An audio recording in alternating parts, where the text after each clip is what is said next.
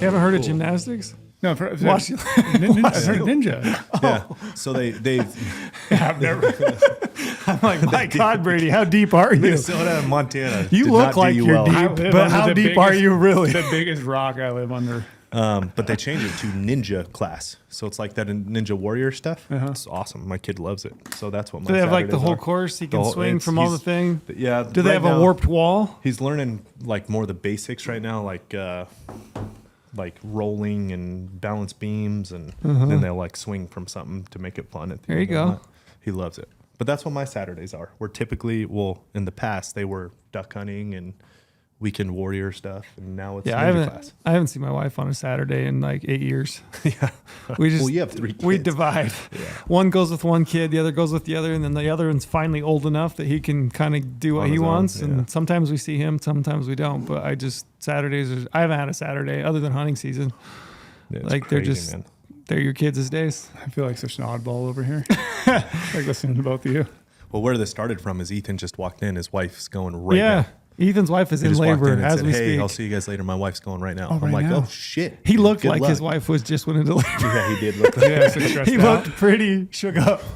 Yeah. So That's shout why I was out like, Ethan. "Hey, Ethan, it's gonna be okay." And he's like, Healthy "Oh, I'm baby. fine." I'm like, "The fuck you are? You don't look. You do not look fine. You're exuding something else. I can tell." Yeah, my brother had his kid on opening day of my muzzleloader hunt, so we were Yeah. sat messaging. He Oh, said- really? Yeah. So yeah, he actually said I was the first to know. I didn't even know before any other family. He's Oh, like, that's you, awesome. you just messaged me at the right time because he wanted to know about bulls. He's Of like, course. And he's like, and by the way, I just had a kid. But he said it's the most stressful thing ever. Like Ethan does not know what he's going to do. My brother said he was up for like 48 hours straight. Boy or girl? Girl. Everything they good? didn't even know the sex beforehand. Oh wow! Yeah, they wanted to be I couldn't surprised. do that. Camille. No Camille. kidding. Little Camille. When are you gonna meet Camille your Miller. niece? Probably Thanksgiving when I go on my deer hunt with my family. Does Brady hold bababies? Can you picture I don't Brady know if holding? I've- No, I don't Brady, know. Brady I holding a can't baby. I don't know if I've held a baby. I can't picture that. Really? I don't want to drop them. I can't picture that. No way. I'll hold dogs and puppies. Will you a take woodsman will you thing. take a picture of you holding a baby? I'll try. Just That'd break the internet right there. Yeah, so that was really cool. I'm like opening day Wow. of my hunt. That's really cool. So I found it on a sat messenger, and I'm felt bad because I missed out on all the family texts. Like the whole family has a big group text going on, and here I am. But no he wanted service. to know about bulls. He wanted to know about bulls. This is how you know hunters. when did you actually see a picture of your niece? when the first day I got back on Saturday night. So Saw a after I killed photo? and packed out and finally got service, and then I saw a photo. Because like I don't have any service back there unless you have a different carrier, but Gotcha. Verizon doesn't. This is how you know a true hunter. Like your brother having a baby, but he wanted to know about bulls first, so that's what he did. He was literally messaging me the whole time, like, "Hey, how's it? What happened with the 8x9? You seen bulls today? How big is the other one? Is that one 360? Is that one 340?" Like, Yeah. he kept going on and on and And wanted by the all way, the details. And by the way, I just had a kid. Had a baby. Yeah. And then my wife, she went to the doctor yesterday, and they're like, "Oh, you could go any day." And I told my wife, I'm like, "Actually, it's a good day because I could hunt like October and then late October right before Halloween for whitetails, and then baby's birthday, and then I could leave and go hunt whitetails in November, mule deer in November. Yeah. It's perfect." That was my first response. Well, congrats to your brother. Yeah, Yeah. it's pretty pumped. What's his name? Camille? Oh, my brother? Yeah, brother. Bryce. Bryce. Yeah. Shout out Bryce. Yeah, congratulations to Bryce Miller. He had to balance. He was really bummed because, not Because he I had a should- baby and No, he I wasn't should- hunting out. because obviously, having a kid during hunting season can be a little stressful, and he really wants to go out west. Yeah. Having a baby in any time General, is stressful. Yeah, so we had to really watch what he applied for, and luckily it came early enough where now we have like a 3-week gap roughly until we go chase some mule deer That's bucks. perfect. So he's hoping everything's good and he can sneak away. I was like, "Bryce, you better be on your best behavior He'll for the be next good. 3 weeks." He's like, "Yeah, I'm just hanging out with the kids as much as I can." I'm like, you taking maternity leave too?" And he's like, "No, I own my own business. I can't." He's Yeah, like, no so he's such just thing running as around that. with his head cut off, like, be like, it's not that bad. But I'm like, "You better be able to go hunting with us." Because So that's the first kid? first kid in my family, yeah. First one. Yep. He made grandparents out of your folks. Oh yeah, they're They gotta pumped. be happy. I'll bet. They'll Yeah. probably just spend all their time. Oh, they're gonna spoil They it. live close to your dad? Yeah, close. To your Like mom and they dad? actually live in my old house I grew up in. Oh, that's so awesome. raising a kid Yeah, in that's the house awesome. that my family raised kids in. That's cool. Very cool. Today's Halloween. You're dressed up. I am. Me and Lorenzo missed the memo, I guess. Well, we have kids. all yesterday and today is all my kid. He's got 5 different costumes, wardrobe changes, the whole deal. So I didn't have time to do myself. Yeah. I stayed at Brady's house last night, and he told me he was going to dress up. I tore apart good. the closet right across my laundry room this morning after you left, trying to find all my gear, and I couldn't find my Grundon coveralls, my rainproof ones. But throwing it back to when I was, killing lake trout gill netting in Montana. You're looking good, man. So Grundons were literally lived in Grundons every single day. And this is a jacket that I absolutely love that you can't get anymore. So I feel really OG because it's all waterproof up to the arms. So you can dip your hand in the water pulling up It's like nets. real waterproof. Yeah. And then it's fleecy up top. Yeah. You're going to get hot in that bad boy. And I got the old extra tufts on. This is like my second pair because we destroy them up good there. old 'Cause I extra literally tufts. were fishing. I was wearing extra tufts. You got some Extra Helly tufts were cool. Hansons? Yeah, and I got the Helly Hansen pants on because I There you couldn't find the other ones. Extra tufts are a funny thing. Like they took over fashion. Yeah, now wise. it's a fashion thing. It's like so fashionable to have Seattle. extra tufts folded over. Like, bro, have you ever needed those? Yeah. I was with my kid this weekend, and this lady walked up. She starts talking to me. Oh, you have a kid here? Yeah, we're shooting the bull. And I'm looking at her just head to toe. And I was like, oh, so where are you from originally? She's from Washington or Oregon. Hands down. You already knew. Yeah, It was for a rhetorical question. For Yeah. sure. Yeah, I'm from Washington. Yeah, it's the same thing. Boots, the extra tufts. Folded over. Yeah, nose ring. So I was The like, whole deal. you're, I you're should- definitely from Washington. I should really try to find a picture for this podcast. Maybe we can throw on the video because there's a picture of us in his backcountry log cabin. So we had a boat flown in with the helicopter. That's cool. There's no road to this lake, and we were killing lake trout up there, gill netting. I'm getting rid of it because of the endangered bull trout. They're encroaching on them. And we have this picture where we hung like 30 fish on this Forest Service cabin, like dead lake trout. And then we're all standing there with our extra tufts and our Grundons on. And That's it's like a black and white photo before this is like a point and shoot where you had to select the black and white mode That's cool. to do it. And it's like us just hands crossed, looking like a Any big badass. fish? No, there weren't a giant fish in there, maybe 15, 20 pounds. That's the biggest good one. fish. You been to Brady's house before?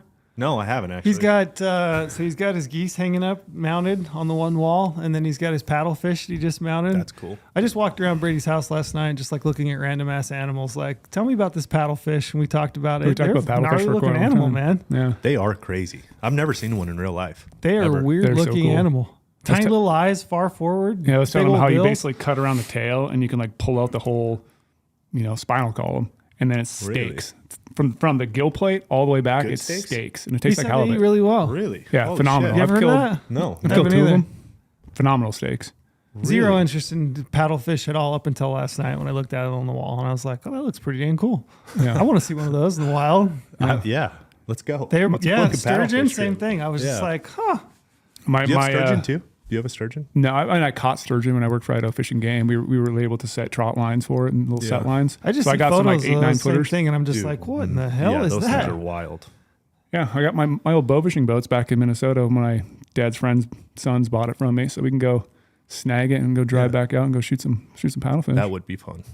That'd be And a cool video. Just The saying. other thing is, you stay at Brady's house, you get to sneak out in the morning early, and Brady's just passed out on the couch. That's sleep- good old Brady. asleep. The couch. Yeah, I was fall Brady's asleep a on the couch couch. sleeper. You're not even married, bro. You're sitting on the couch. It comes from my dad. My dad, when he was younger, we'd always watch TV together, and he'd always fall asleep on the couch and wake up at 3, 4 in the morning and then go upstairs. yeah. Or 3, 4 in the morning, he'd usually Just start wake up, working. yeah. Yeah. Yeah, I nip down to grab my keys. The TV's still on. I peek over. Brady's got one leg kind of hanging off the couch. He's just passed out. My couch is really nice to sleep He's on, got though. It's like giant. a shitty blanket pulled over his legs, and he's just asleep. You're not even kicked out of your master, and that's how you're living? Yeah. Wow. I was giggling. Well, if you go to my house right now, I told Trail, I'm in the middle of all these different hunts, so it's gear Yeah. to destroy them. Even if you go upstairs to my master bed right now, there's just gear and clothes laid all over the place that I I have to can't put even away imagine and a hunting place. clothes. Yeah, I and- decided to stay last night because we had some stuff to do this morning and we didn't get done last night.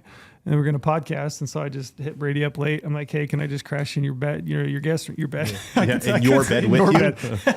Big Specify spoon, this. big spoon, little spoon. Yeah.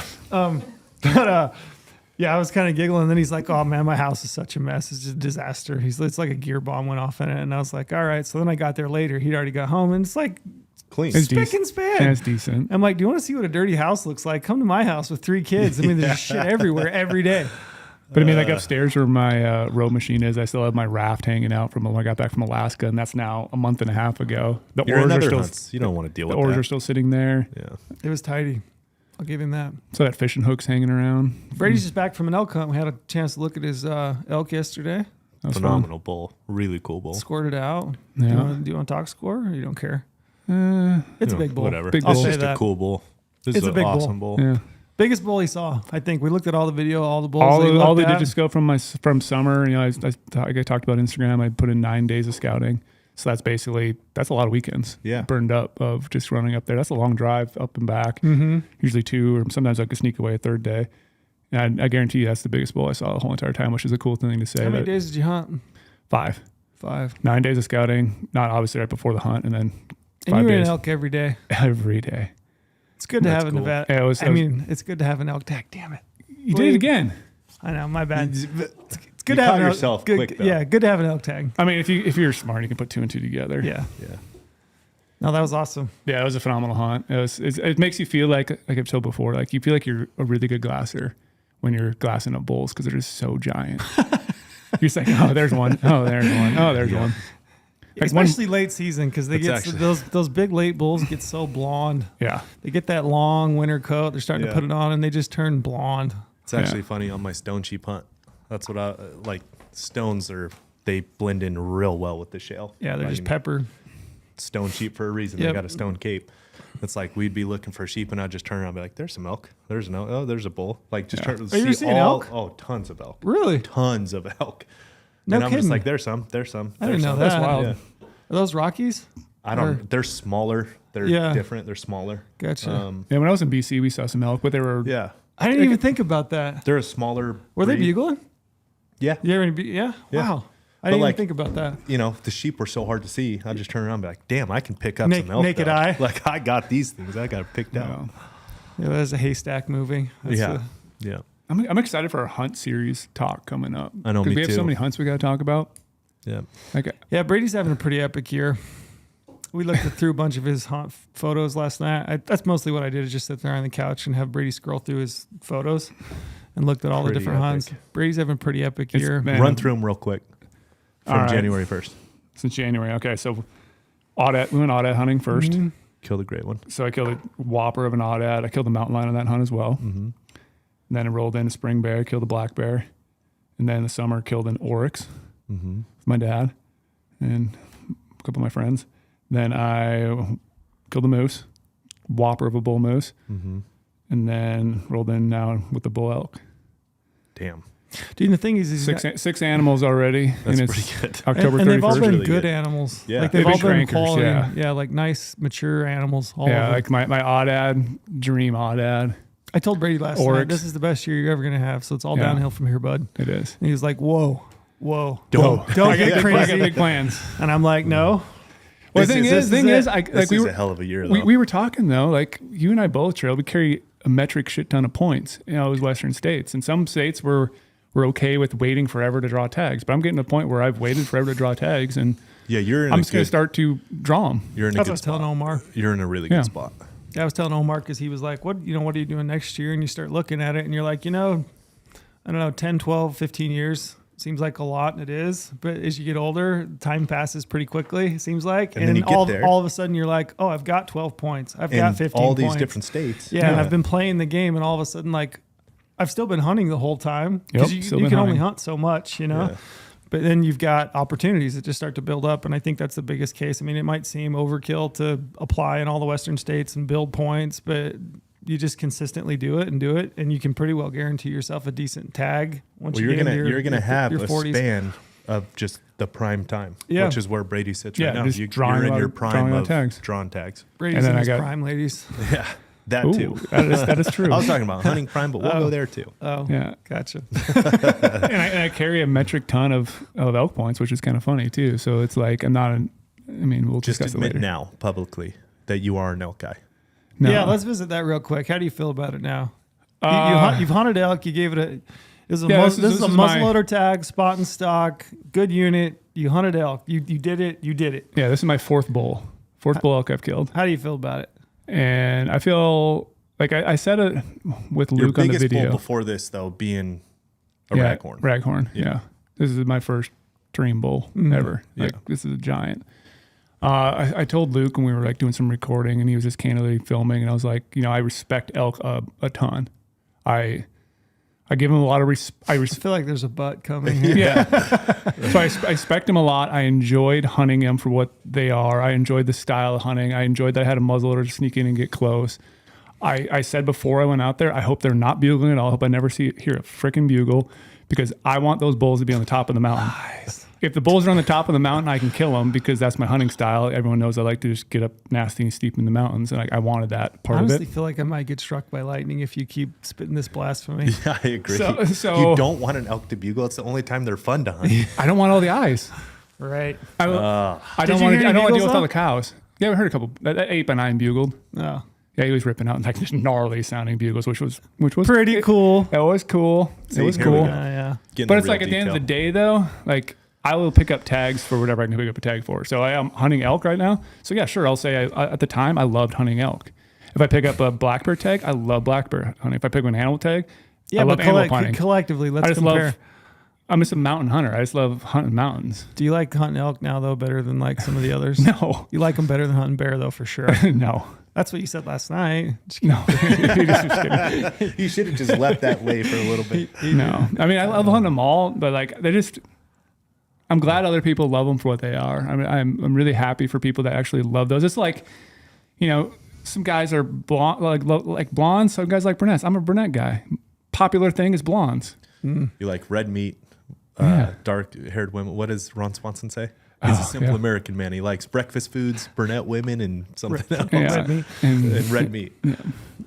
So I know they're fun to hunt. I do see why people love them, and I'm glad people love hunting them in the rut and all that. But it's like, All right. I'd rather hunt them late season if I can hunt them. Like the rest of my tags, I want to try to draw late season. Fair enough. I won't No, put, that is not fair I enough. I won't push you every week on it, but I did post hunt. I wanted to know. I'm like, definitely this pushed it over the top. Well, I will say, since it's the biggest bull I ever killed, like it was a special moment. Like when I was up there before Luke got over to me, because I was, stalking a little bit, which we'll talk about in another podcast. But like I was mentioning my dad, and it hit home. It's the biggest animal you've ever killed. Yeah. They're not easy hunting. No, it was a very good challenge. I love the challenge because I feel like now I might be a little better hunter because of the hunt I did, because it was an open side muzzle. I did have to get close. I did have to change my tactics. I'd have to open my world to different hunting styles in a way. Like, sure, it's kind of similar to hunting mule deer, just glassing and putting on a stock, but like trying to figure out where the eyes are. Okay, where is there raghorn bulls near this? How am I going to sneak in? Like, So let me ask you a question. This is the difference for me.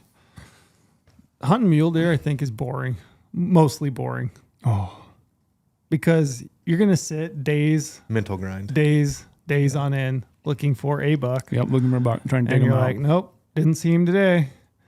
Next day, didn't see him today. Oh, third day, saw him for 20 minutes. Then he went over a ridge, didn't see him again. Because they're regal, they're ghosts. But elk, you're seeing elk all the time. Like, Yeah. just from a pure enjoyment standpoint, you have to admit It was more enjoyable. hunting more enjoyable. Boom. no, Got him. I'm trying to. Got it. Moving on to the topic at hand. I don't know. We can talk about it later. And this is Mule this deer is- rock. This is the biggest antlered or horned animal you've ever killed. Like if you just go off of general scores and things like that. What about the Like moose? a moose is big, but Moose. he doesn't score that much. Yeah, that's true. The way you know what score I mean? things, yeah. Yeah, the way it's so. I mean, this is your biggest. Biggest, yeah. Yeah. We're glad That's you cool. we're That's glad you really had a cool. successful hunt. It was everything I wanted in a hunt, and I killed the biggest bull I ever saw on the whole year of scouting. So I think that's a good win. That's a and big win. That's a huge win. I was just willing to grind it out. That's such a good feeling when you put in that much time, I was that gonna much say effort, that's the most gratifying. and you feeling. killed the biggest one you saw. I, That's I- awesome. I walked away thinking it was the coolest thing ever, and it's pretty cool. I look at that bull, like it's in my office right now. Here, go, and I shut the door because I don't want anyone touching it. Yeah, you're Like- just in there fondling it. I'm protecting it. Yeah, I might bring it home. Yeah, No, that's hang cool. out with it for a little bit before I bring it to the taxidermist, because I'm shoulder mounting it, trail. By the way, you guys I knew know you that. would. Yeah. When's your deer hunt? I knew you would. Yeah, mid-November, right? yeah, November 10th starts November 10th, so I'm 10 days out. So we should do recaps after that. Yeah, we can do that. Yeah, let's that would do be that. kind of the wrap up. I Yeah, think. we'll do and all then- recaps. Yeah. Yeah, we'll get into stone sheep hunts, some deer Perfect. hunts. Talk maybe some more details about moose and elk and aoudad and orcs and Orcs, whatever else you yeah. killed. We got a lot of And crazy everything adventures. Yeah, but today we're going to talk kind of an interesting topic. I guess before we get going, maybe we hit promo. Yeah, same with promo. You want me to do it? Yeah, Okay, promo. You guys can sign up for a Go Hunt Insider account. You can sign up for Go Hunt Maps. You can use the promo code podcast. That's PODCAST. Sometimes I like to try spell things out, just see if I can still spell a little. Oh, good. So use the promo code podcast. If you do that, you're going to get points back in the Go Hunt Gear Shop. Point equals $1, so 1 point, $1. Keep it nice and simple. We are moving, as we kind of talked about a little bit, into more of that research, which is hard to believe. But you've got some states coming up. You've got over-the-counter archery deer sales going on in Arizona November 2nd, 2 days from now. That's going to be when this goes live. Yeah, that's right. The day this goes live. If you want to buy an over-the-counter archery deer tag for Arizona going into next year, that's the day to do it.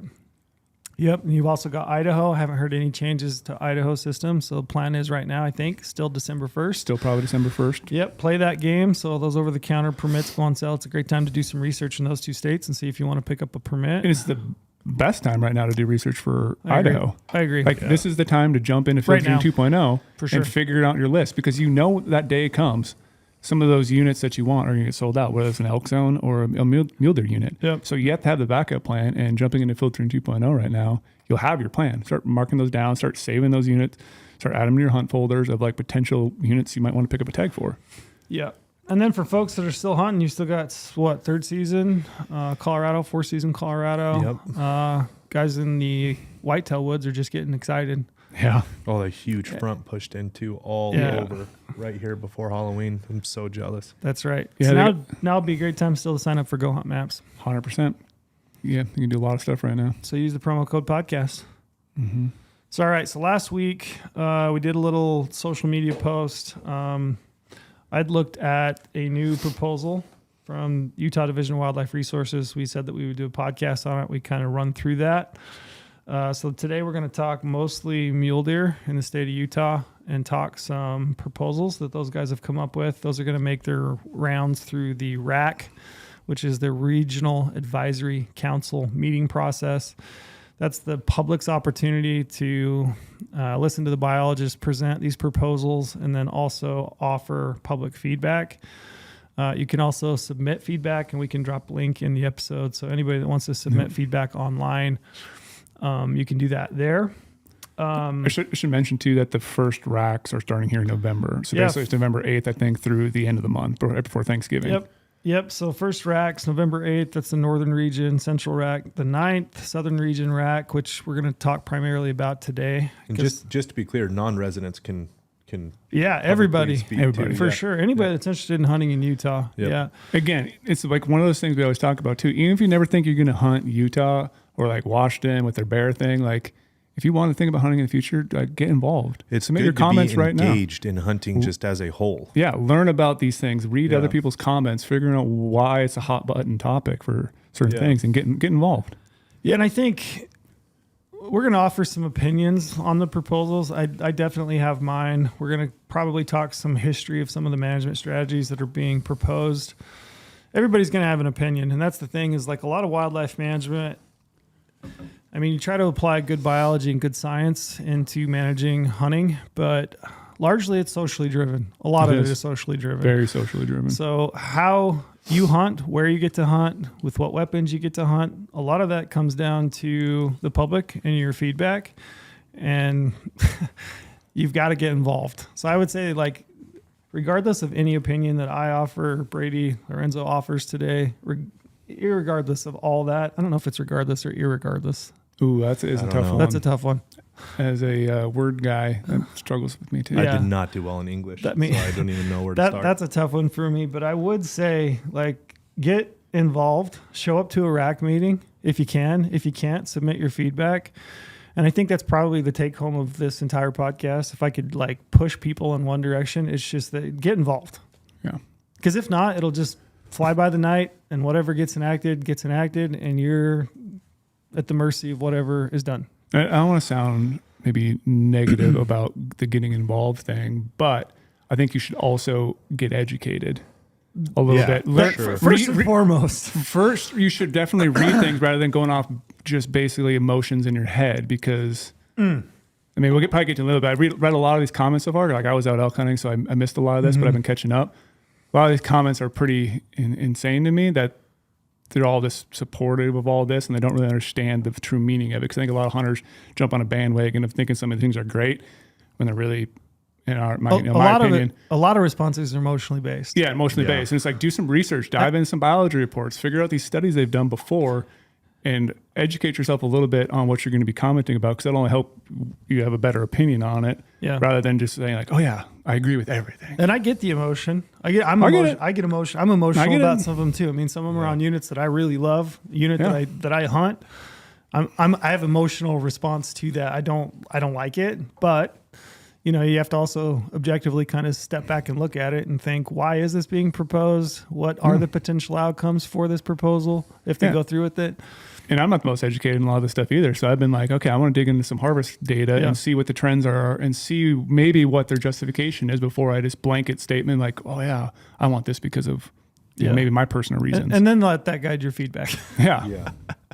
So like do some research. And also I would say don't feel bad about just like offering your opinion. Yeah. Like I'm going to say, that Mount Dutton, it's one of my favorite units to hunt, Southern Utah. We're talking we'll get into it, but we're talking restricted weapons, recurve longbow. I don't like it. I like to compound bow hunt.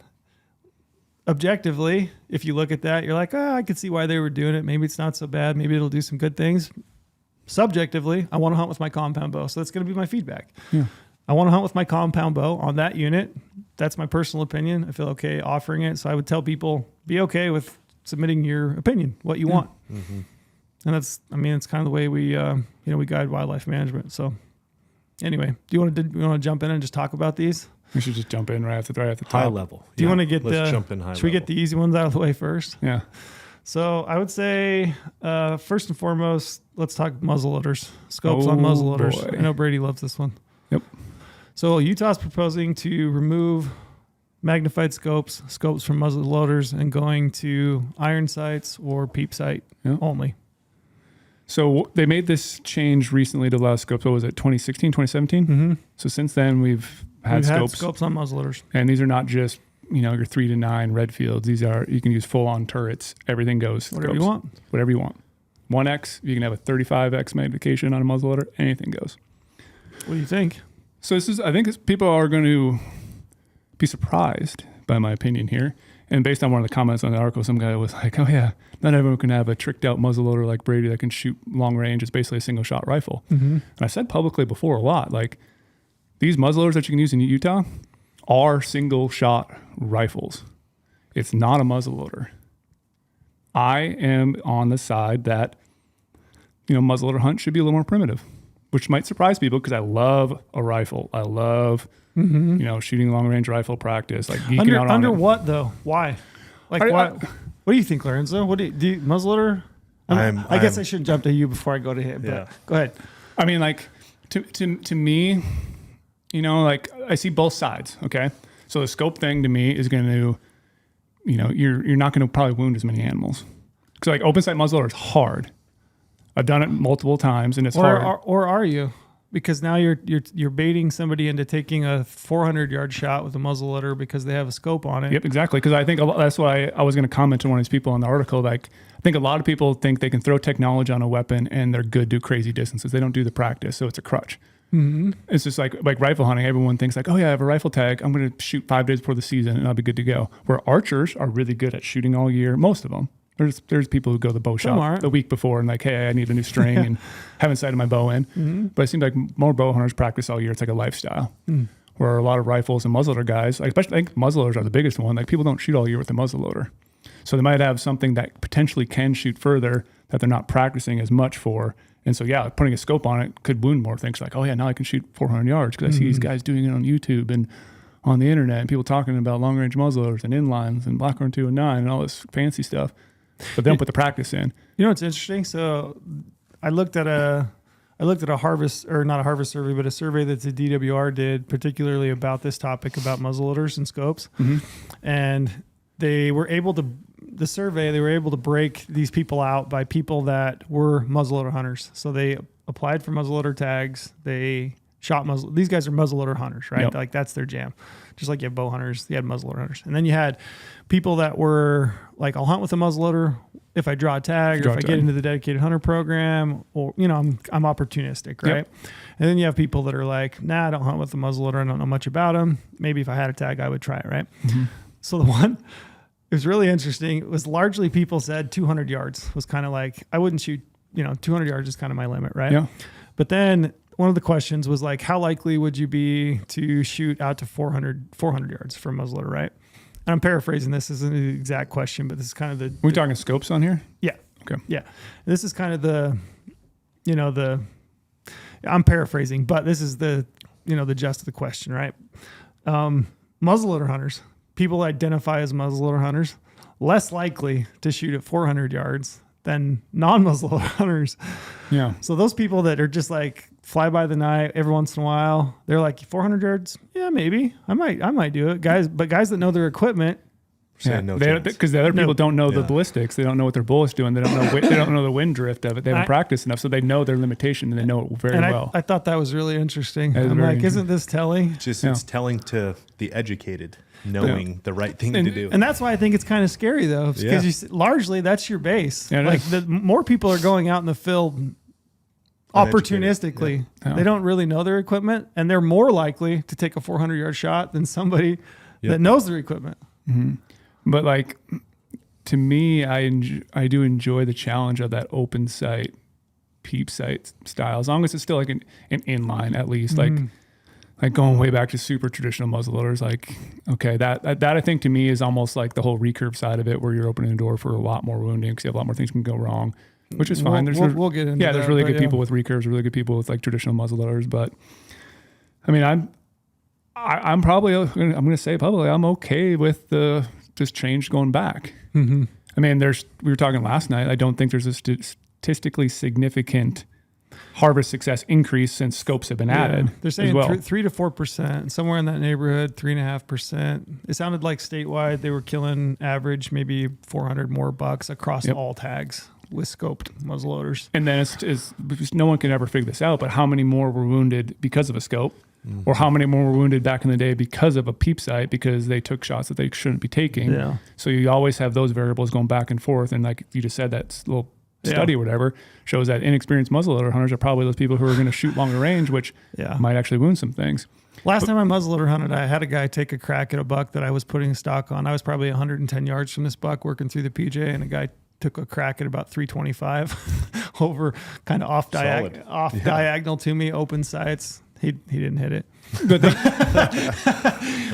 thing I find interesting, though, a guy like you, Trail, you've killed some muzzleloader bucks. And since the muzzleloader change has been into effect in Utah to put scopes on, what have you still shot with? Yeah, just my same 1X scope. 1X scope, yeah. So you've never changed and you're still successful. Yeah, I never did. And I think it's just it's just a personal choice. I kind of like the challenge of getting close.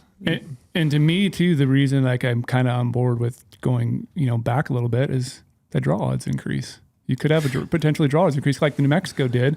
I think in future years when people see how hard it is, people start talking how hard it is. Yeah, they had a banger year in New Mexico. A lot of big bulls because good moisture and everything. So I asked the division, did you see initially the first year you went to magnified scopes on muzzleloaders, a bump or a dip, I should say, in draw odds? So those muzzleloader tags becoming harder to draw because now people could use scopes. They said for a year, definitely. Yeah. You can see it on Insider. And you can look at it on our product and see the bump. They said they felt like it plateaued out, but I would definitely say there were more people. I know a lot of people that were, especially for like limited entry species. You're talking limited entry deer, elk, antelope, those kinds of things. I definitely saw people that had 18, 19 points. They'd been chasing an early rifle tag or a late rifle tag, and they're like, maybe I can draw a muzzleloader tag. I'm much more willing to do that now because I can shoot a magnified scope. Mm-hmm. So I definitely think you impacted draw odds. Yeah. I think that's a good point. I think you make a distinction between it being its own unique weapon at that point if you remove the scopes. And I think you probably will see more people not apply for a muzzleloader tag because they can't shoot a scope on it and go back to applying for rifle. Yeah. And I think too, it's a lot of things in life. You always have that certain groups that are going to be loud and vocal about certain, gear regulation changes. Like, Yeah, my dad, back in the day, was a professional drag racer, like traveling all around the United States, won a world championship, all that stuff. And his class was always being limited. Like, they're like, oh yeah, you guys are going so fast. We're going to start limiting you because you're going faster than everyone else for whatever reason. You guys have better technology. Put governor on that. Yeah. So they try to put rules and regulations to limit people to make it more fair for everyone else. But then all of a sudden you realize that's not the right way to go. And so they abolish that and go back to something else. Like, they're constantly trying to tweak and change things for a small portion of people who are being the loudest, even though these other people are super dedicated. Like, sure, yeah, it might be whatever, you have better gear, you have better crew, you have better tech, but you're like figuring out how to make things work better, and you're trying to be more successful that way. So I think there's a lot of things in life I can think about, those examples of like people try to change things when sometimes status quo is the way to go. But the muzzleloader thing's interesting because you could do the same thing, compound versus recurve, but we'll get into it in a little bit. Like, do you feel strongly? I don't know what's right. Yeah. I mean, I think they should be limited. I don't think you should have free reign on optics and scopes. It's a primitive weapon. It's a primitive hunt. I think there should be some aspect of it still being primitive. And then I also think about it just in a really simplistic mind, right? Like, just think about it. It's very simple. Boil it down to the simplest thing. Archery, right? Your effective range is, call it 60. Muzzleloader, your effective range is 150, 200. Rifle, your effective range is 400 or 500, whatever it is. So it's nice that those effective ranges grow as these weapons change and seasons change. And obviously you would like to see these seasons reflect, the habits of the animal during those times. Like, obviously hunting mule deer in August is a lot of fun. You see a lot of deer. They're very active, but there's a reason why you're not hunting them with a gun that time of year, right? You all wish you could, but there's a reason why you don't. Our general season muzzleloader used to be in November in Utah, and they got rid of it because it was just like, these animals are so vulnerable. Yeah.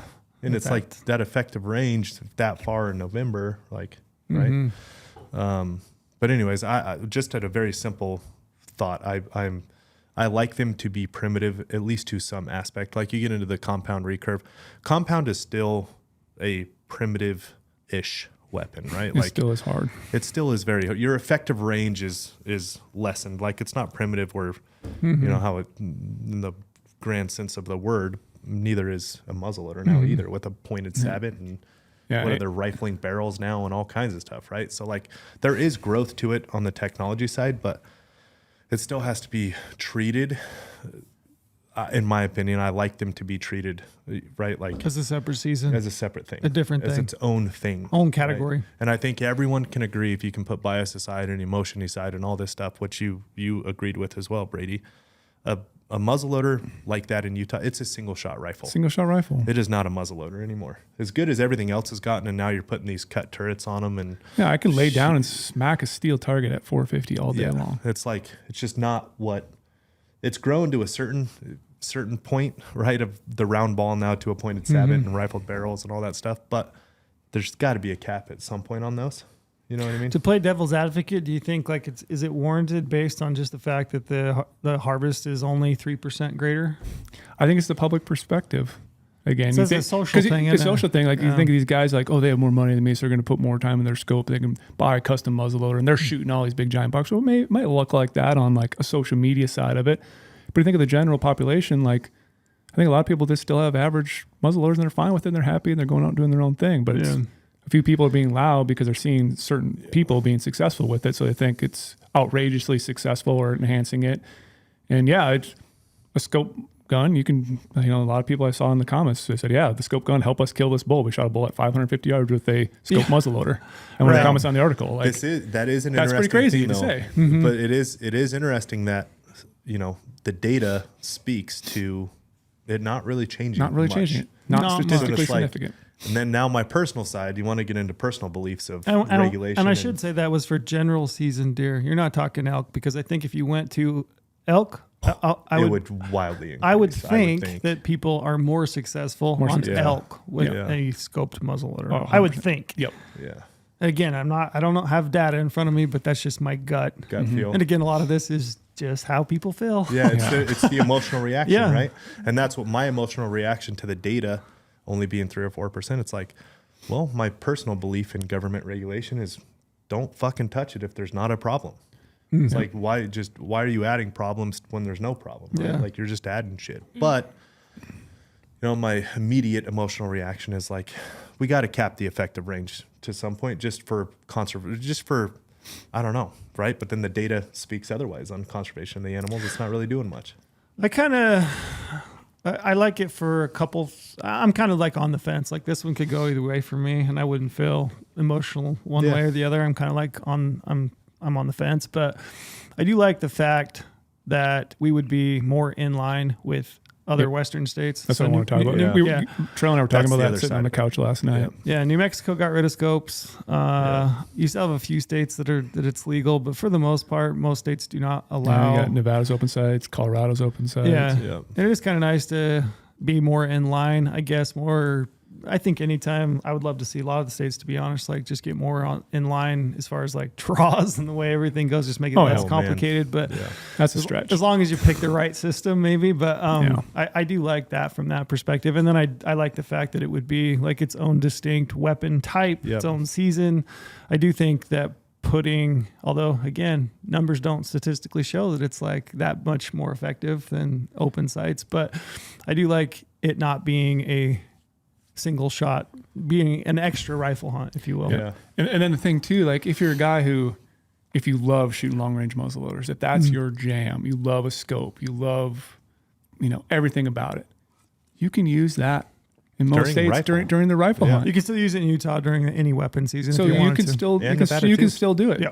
So like you have that ability to do it, but you're going to be competing with other single shot rifle guys. Multiple shot rifle magazines. Mine's a single shot. But selfishly, man, like the draw odds will be more in favor of a guy who's willing to hunt open sight. I mean, it's just we saw the pop in Utah when it was legal with scopes. Like, I like the effective range I like it being a harder hunt because it's going to cap out some people who aren't willing to do that in draw odds. Yeah.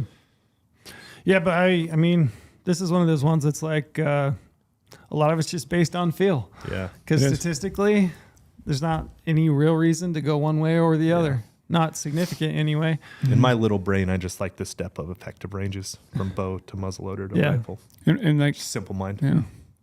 It is a tough one though. Yeah. It's a tough one to think about because then I guess we're basically touching on other weapons. Like you talk about the same thing about rifles. You can talk about the same thing about compound bows. Like what you limit on those, but like I mean, look, I know there's somebody very close to me shot a buck of a lifetime this year from 450 yards out of his bed with a scoped rifle, with a scoped muzzleloader. Sorry, in his bed. Yeah, just stoned him dead cold. Yeah, that's a poke. Practiced like a madman all through the summer when he found out he drew this tag, once in a lifetime tag. He was the guy who was chasing rifle. Yeah. Now with muzzleloader, he jumped into muzzleloader so he could actually draw the tag. Ended up drawing it, killed absolute buck of a lifetime, 450 yards out of his bed. Just stone cold dead. Since you know him personally, do you think he would have done the same thing if it was open sights only? He would have killed the buck. He would have still killed the buck. Not in that exact situation. But would he tried to draw the muzzleloader tag, or would he have probably held out for a rifle because he had so many points? That's a great question. Probably would have held out for a rifle. Maybe eventually he'd be like, I'm sick of it, I'm going to jump over. But like right now in his life, he probably would have waited a little bit. Yeah, he's very in shape. He could have. He's older guy, very in shape though, and probably could have waited a little longer. But I mean, he just took his chance to draw the tag, and it comes before the rifle, so you have first pick. First right? pick. That's what I liked about on my hunt.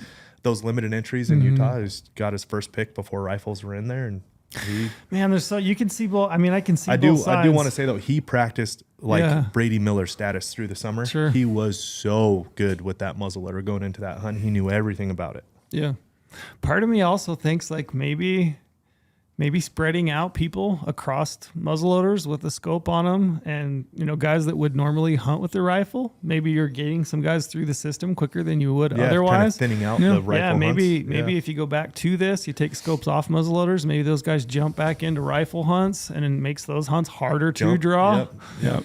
There's a lot there. There's so much things to think about. There's a lot to consider and think about, and I guess what it ultimately boils down to is I can't really find a good reason, one or the other, to be honest. Yeah. It's like, this is definitive. Like this is what should happen, other than the fact that it's like how you feel, and How you then feel. maybe it being like its own distinct season and weapon type.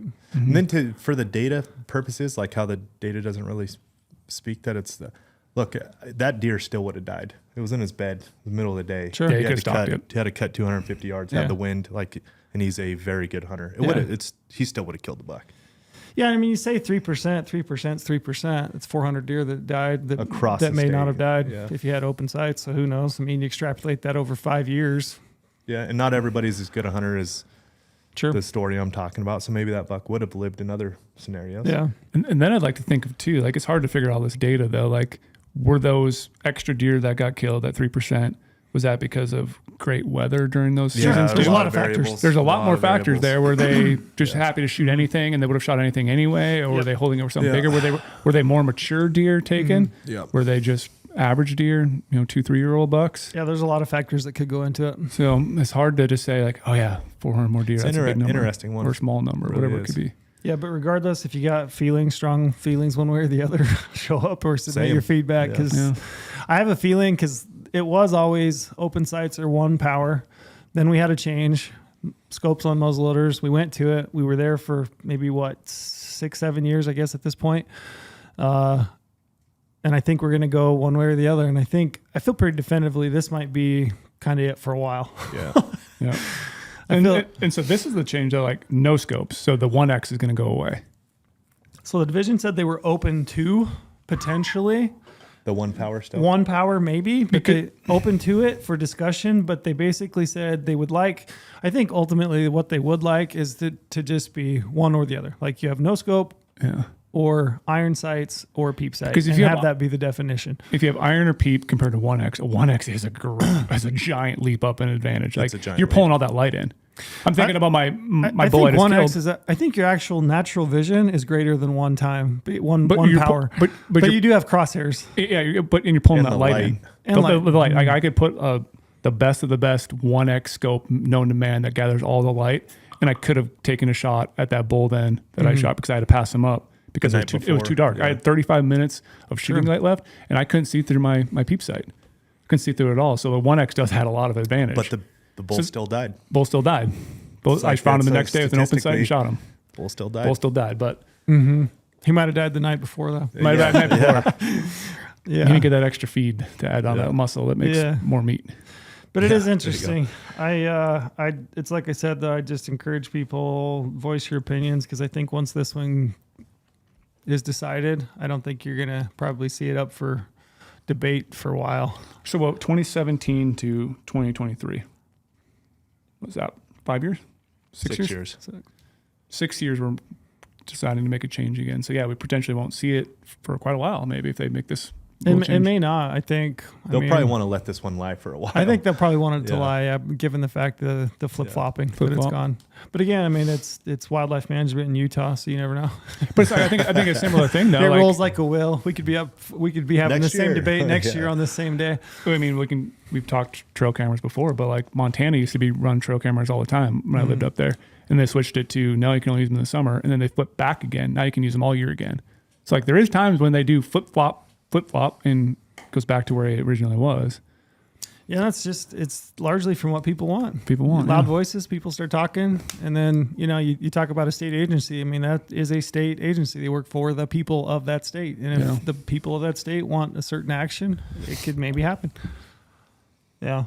You want to dive into this? This will be the meat and potatoes of this probably. So this is the one that I was really interested in talking about. And it's being called the Utah Buck Deer Hunting Research Study on Harvest Strategies. That's long. Say that 5 times fast, right? That sounds like a definite state thing right there. Like state government, they came up with that. Yeah. So this change is probably the most interesting and hotly debated, I would say. This is the one that kind of it's kind of all over the place. So it's being proposed as a research study. So under the geist of them trying to learn something from this. If you read through the proposal and you watch the proposal on YouTube, Kent Hershey is in charge of that. He's the study coordinator, I think, for the state. I'm not sure what his official title is. Sorry, Kent. but basically being proposed as a study. And if you read through the proposal, you look through it and you listen to him talk, it's kind of being pitched as like we are trying to learn how to bolster, improve populations of mule deer in the state of Utah. We're talking populations as a whole, or populations of bucks, or populations of Populations. populations. Yeah, in quotations, populations. Okay. Because I think that's the ultimate goal. You know, you want to improve populations because the more deer there are on the landscape, the more opportunity there is to hunt more bucks, more does, just deer in general. I think they are looking at ways to increase population and what they can learn from that. That's the way it's being proposed anyway. It's an interesting proposal. I guess I'll just run through the changes. So you're looking at those being proposed from 2024 to 2027. So what is that? 3 years, I guess? 4 years? 4 years. 4 years 4 hunt consecutive. years. Yep. It'd be 4 hunt years. Starting in 2024, permit numbers would remain constant across these units that they're proposing, and that constant number is based off a 4-year average from 2020 to 2023. So you're looking at a set number of permits across the different hunts, right? So what you're basically looking at, these are all units in the southern region. So the Pine Valley unit, you are looking at a antler point restriction. So 4 point or better on one side, not including eye guards. Yep, not including eye guard. Total number of permits, 3,150. That would remain constant. So 4 point or better antler restriction, meaning nothing could be killed if it did not have at least a 4 point on one side. Beaver unit, you're talking shortened season, which it would be 5-day rifle season, 5-day muzzleloader season, and 2-week archery season, which would start on the first Saturday in September. Ooh, moving that way late. So you're no longer starting to archery hunt in August. Youch. So they're stripped. They're going to be stripping. Yeah. They're going to be It's gonna be tough hunt. Yeah. That'll be a tough hunt with a bow. They will be stripping. Yep. And also shortened 2 weeks total. Same thing for the Southwest Desert. Beaver in the Southwest Desert, same management proposals. You're talking shortened seasons. Mount Dutton, you're talking restricted weapons. So compounds, see ya later. Bye-bye. Bye. You're talking... Bye, Felicia. Yeah, bye, Felicia. That's it. Yeah, you're talking recurves, longbows, no sights, muzzleloaders. You're talking flintlock, no primer, no 209 primers. You're talking old school, true muzzleloader hunting. True primitive. Yep, old school muzzleloaders, and Then then you get the Hawkins out. yeah, and then rifle with no scope. So open sights on a rifle. Do you know many people who shoot an open sight I don't rifle? even think you can buy I was actually thinking about this last night. You buy a rifle, they don't have sights on it. No, they don't anymore. That's gone by not the wayside. anymore. Yeah. Yeah, you're going to have to probably get like an old lever action. I'm going to find my granddaddy's old gun. That's it. You need a Henry lever action. Okay. Yep. And then the Boulder Kaparowitz unit combined, all restrictions. So 4 point or better on at least one side. 2-week rifle season, 2-week muzzleloader season. Not 2 week, 5 day. 5 day. 5 day. I'm going to go back and I'm going to rein that in. So Boulder Kaparowitz, all restrictions. So 4 point or better, shortened season, 5-day rifle, 5-day muzzleloader, 2-week archery starting first Saturday in September. Primitive weapons. So no compound bows, old school muzzleloaders, rifles, no scopes. So combined, all of them. Okay. And then Monroe, Zion, they're kind of using those as a control, if you will. No restrictions, no changes in seasons. They're going to keep those on. Which two units was it? The Monroe and the Zion. It's also interesting, too, under the restricted weapons, semi-auto rifles are prohibited. Yeah, you can't just... AK-47. Yeah. If there's iron sights and I can't have a scope, I'm going to just launch 5 rounds. Yeah, that would be a 3 pretty good seconds. option. Yeah, just an AK, semi-auto, open sights. You got your old, Russian issue AK, and you just go at it. Russian issue. Don't know where you're getting your black guns from. I'm thinking more like a 308 or That shows you how much I know. I don't know shit. So pretty interesting proposals. I've got my thoughts and my feelings. There's a lot here. How do you want to flush it apart? Yeah, How there's do you a want to lot attack here. it? Well, quick thing. Are they going to do anything on the northern regions, or is it all No. just going to be southern for this This is test? all southern region focused. What's what the reasoning is there? If you want my honest opinion, and this is just my opinion, I think if you look through the reasoning behind this study, public outcry, so people demanding, wanting change, looking at the herd not being particularly happy with the way they feel the herds should be managed, and I think the loudest voices are in the southern region. Yeah. So I think I could see that. I think that's what my gut tells me is it's probably focused at the southern region because I think that's where you've had the most public input and opinion. Is it coming because from. southern guys like trophy bucks more, where the northern guys just want to shoot whatever? I mean, if you look at the proposals, I would say even though they're being, flagged or talked about in a population perspective, if you look at these proposals, to me, it's pretty apparent that they are being aimed at buck to doe ratios. Yeah. And not necessarily population management. Mm-hmm. Yeah. Yeah. Which in itself, there's a discussion to be had. Yeah. But So a lot of the times in these podcasts where we do this, you and Brady do a lot of research and get everything. I come in cold for which is great. I like the reasoning. Real. Okay.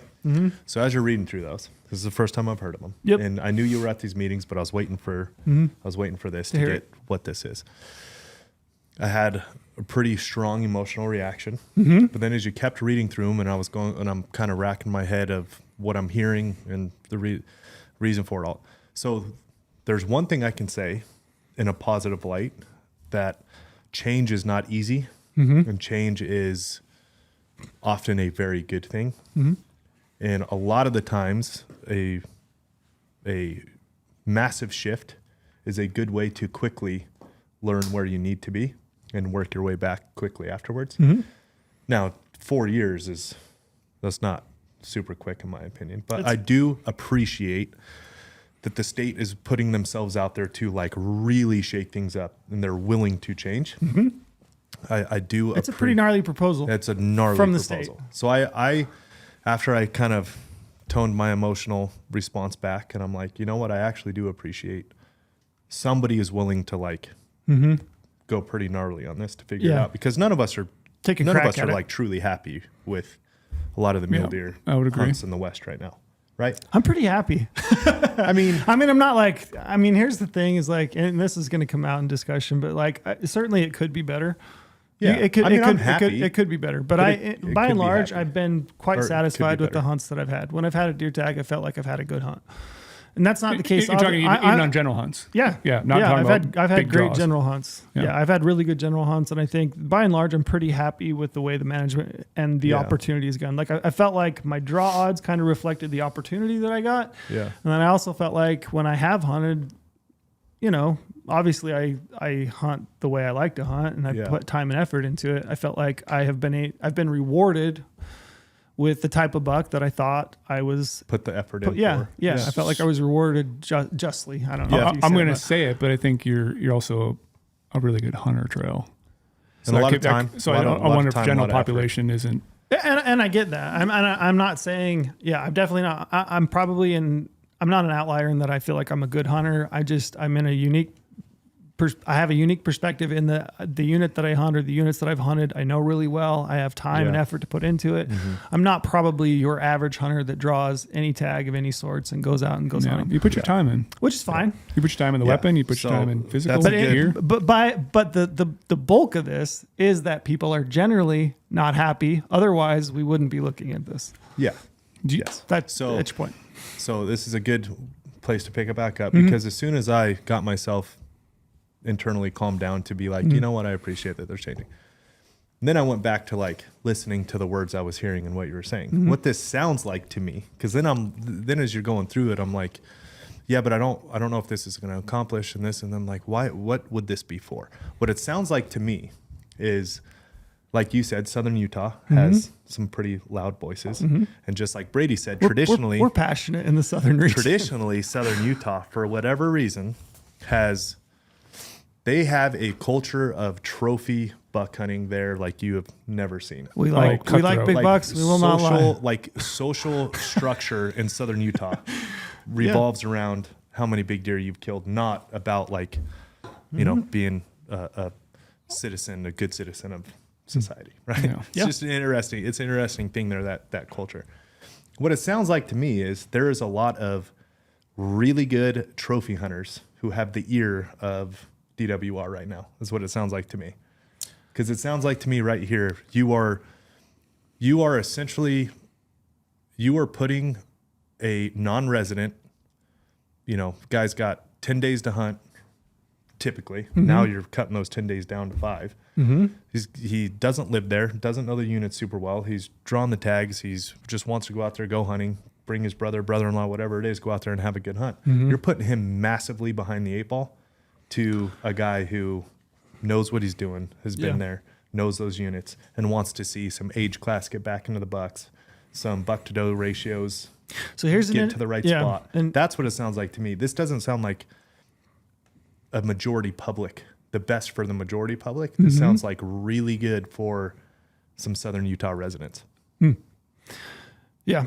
This is probably a good time to just note a couple of statistics. Average days hunted. So when we had, and Utah's had 5-day seasons. So we did this in like the early 2000s, it might've been right 2006, 2007, somewhere in that time frame. We went to 5-day rifle seasons. Average days hunted, 3.5. That's average days for people that have a 9-day season. Average days hunted for a 5-day season was 3. So people averaged a half a day longer. Averaged it, right? Yeah. Harvest, we killed as many bucks on a 5-day season as we killed on a 9-day season. Yeah. So statistically, we're killing the same amount of deer. Yeah. And this, like what Renzo's kind of hinting at, you got a guy coming from Pennsylvania, New York. This is the anomaly. That guy is going to hunt the full days, probably full 9 days. But also, if there's no point restriction we're talking about, if that guy only has 5 days, he's going to probably shoot something. He's like, I traveled all the way out here. I'm going to shoot something. And it might be a younger age class deer. So you're going to put more pressure on younger age class deer because they just want to put something on the ground, get meat in the freezer, which is cool. But let's save the point restriction because we all are. But yeah, no, we'll get to the shortened season. I'm just talking about. Let's talk season. I'm talking about these weapon restrictions, season dates, those types of things. Let's do that. Let's talk season dates first. Season dates. Making them truly primitive kind of goes on that first conversation we were just talking about the scoped muzzleloaders. To take away compound bows and to go to flintlock round ball, like that just sounds like a lot of wounding. To me, that just sounds like a lot of wounding. Yeah. That's just my first gut reaction. That's what it sounds like to me. And you throw the recurves and longbows. That's what I'm saying. Just a lot of wound is that's what that sounds like. You're gonna definitely wound more deer. Yeah. Like that was my gut reaction. We already wound a decent number of deer with compounds, I think. Just personal opinion, I think it happens. I think you're going to take that even more so with a recurve. Yeah. Yeah. And then to push those into the second Saturday of September, like either strip or post strip of those deer, that is going to be wildly tough hunt. It's going to be a tough hunt for those recurve guys. Well, and it's yet to be determined on when they're going to start. That's just for shortened season. So you're talking the beaver, the Southwest Desert, those would have compound bows. Just a shortened season starting in September. Just these units you're talking about. So the Dutton unit, where they're talking restricted weapons, that one may still start in August. Okay. So that one may still be in August. There's a lot of issues here, and it's hard to actually flesh them out, like all of them. I mean, I've there's a lot here. So when I was hit with this, when I heard it, and then I've gone back and I've thought through it, like it's taking me a long time to try to work it through because it's so much. Well, you have me in real time working through this right here. I know. It's so much to try to try to tackle. So let's go back before we get on to restricted weapons. Let's go back to season dates. Okay. So we're talking 3 units. We're talking beaver, Southwest Desert, and we're talking the Boulder. Would have 5-day rifle, 5-day muzzleloader, and 2-week archery seasons. Starting the second Saturday of September. In September. Okay. Statistically, we're going to kill the same number of deer. Yep. I think.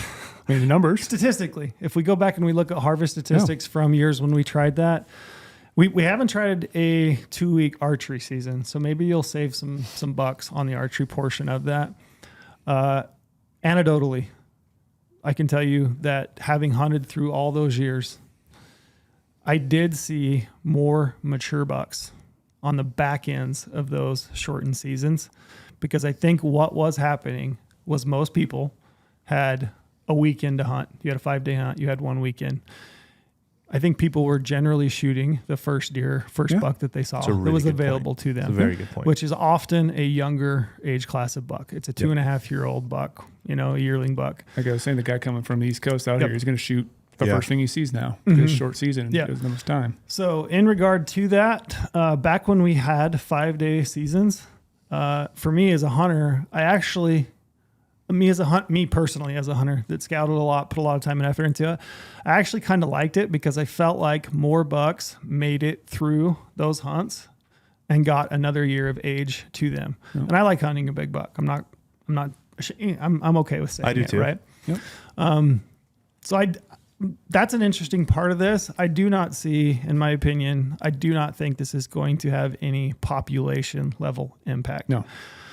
And this is probably a good time to note this. That's where I'm coming from. Yeah. It's like this doesn't sound like population for Dynamics. more opportunity. No.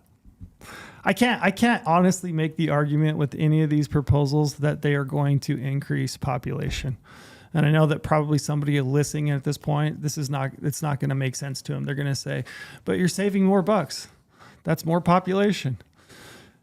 In theory, yeah, I mean, a buck is part of a population. If that buck goes forward into the next year, that's a part of the population. But in reality, a buck cannot have a fawn. Yeah. They can't get pregnant. They can't have a fawn. It is 2023. So. They might. I don't know if you know. I don't know if you know this. It would be sick if they could. To be honest. I'd be all in favor for that. If a buck could have a fawn, that'd be awesome. If we could get fawns from bucks and does, gosh, we'd have I some don't know, amazing. these new scientists seem to think in 2023 that'd be fantastic. I'd be all in favor for that. But a buck can't have a doe, or a buck can't produce a fawn, right? So really, your population driver, the way that you increase deer populations, elk populations, is that you have a healthy fawn crop. Produced from does. A lot of does on the landscape. And just with the system, which is a polygamous system for deer and elk ungulates, statistically, if you have in the neighborhood of 11 bucks per 100 does, 90% plus of every doe in that population gets bred.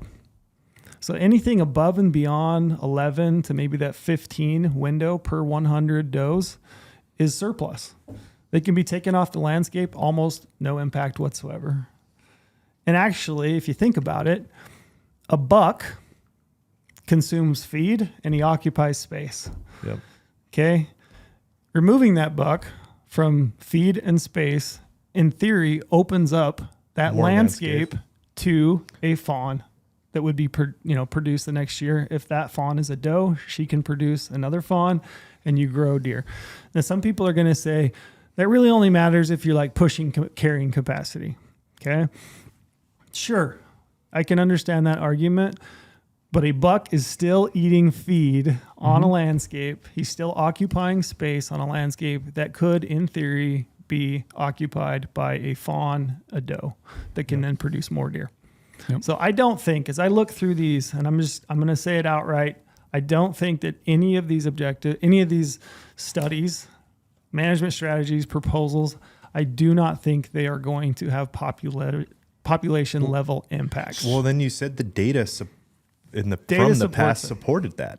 So what it sounds like is age class and trophy hunting getting better for people who are that's what it sounds really like know to the me. Units and really that's what know it what sounds they're like to doing me, in those which spots. in itself is okay if that's what the public wants, I guess, but it comes at a cost. That's the thing, is it definitely comes at a cost. It comes at a cost of me not being able to hunt with my compound bow and my muzzleloader. Okay, which is going to in turn make me more ineffective, right? People that hunt the Pine Valley, you can only shoot a 4-point or better on one side. How many individuals out there are going to end up taking, a kid draws a permit, turtle draws a permit on the Pine Valley. You take him out, he's 12, right? How many bucks are you going to look over? First of all, you're speaking to like my heaven on earth day. I can't wait to take him hunting on his own tag. Okay, so that's your unit you live closest to. I do. Yep. Right, so that is the closest unit to you. Turtle turns 12. This is all hypothetical. Turns 12. Hopefully not in 8 years. He draws a permit. You take him out on the landscape, and this is going to happen next year if it passes. You take a kid, you take a new hunter. My brother just killed a buck this last week. He killed a 3-point. Hadn't killed a deer in 14 years over he was freaking ecstatic. moon. Yeah. Ecstatic. Phenomenal day. Phenomenal hunt. Had a blast, right? You take those individuals out there, sure, they have a permit in their pocket, but they cannot harvest a buck unless it has 4 points on one side or better. Yeah. So they're going to look, how many bucks are you going to look over before you get a crack at a 4-point? You're probably not going to kill one, to be honest. Yep. Mm-hmm. You figure Pine Valley, 3,100, 3,200 permits, right? Yeah. Harvest, you kind of extrapolated out what harvest is. You're probably only looking at maybe 200 to 300 4-points that are potentially available to be taken off that unit. Yeah. Do you want to get into the point restriction? Because this one I am very passionate about. Yeah, we can get into it. I don't think, I guess I wanted to establish 5-day seasons, shortened seasons, and then we can put that one to bed. That's not going to bother me. Me either. That's not going to bother me. Me either. But when I look at the landscape of hunting and hunters, right? The population of hunters, like I do think that will have an effect on people out there that don't necessarily deserve the shit into the stick on this one, that are non-resident, traveling from a long way away, maybe multiple tags in the family, whatever it is. Like 5 days it's pretty quick. It's not gonna. I would be fine with 5 days because my hunting style honestly does line up pretty well with a 5-day season. I would spend 5 days before scouting, and I would hunt 5 days, probably, hopefully be killed within the first couple days, right? Like that's typically how scouting. That's how my hunts have gone in the past. Very rarely am I going to the last day because of the time. And again, just like you said, I'm very lucky and blessed to be able to have time and energy and resource to go out there and scout and do all this stuff. But not everybody does. And I think those 5-day seasons really put people behind the 8 ball that don't necessarily deserve it. Well, here's the thing that it does show is that statistically it's not going to make that much of a difference. Yeah, they're still going to kill bucks. Likelihood of them killing a mature buck go down because you got less days to do it. So my genuine stance there is I'm good with it either way. Sure. Like if people do feel like it's going to impede their hunt style coming from a long way, they need to say it. Sure. It's not going to affect me, so I'm good with it. Yeah. Now the point restriction, I am very passionate about, and I am very against point restriction. Why? Very against it. Why? Because not every mule deer is going to be a 4-point.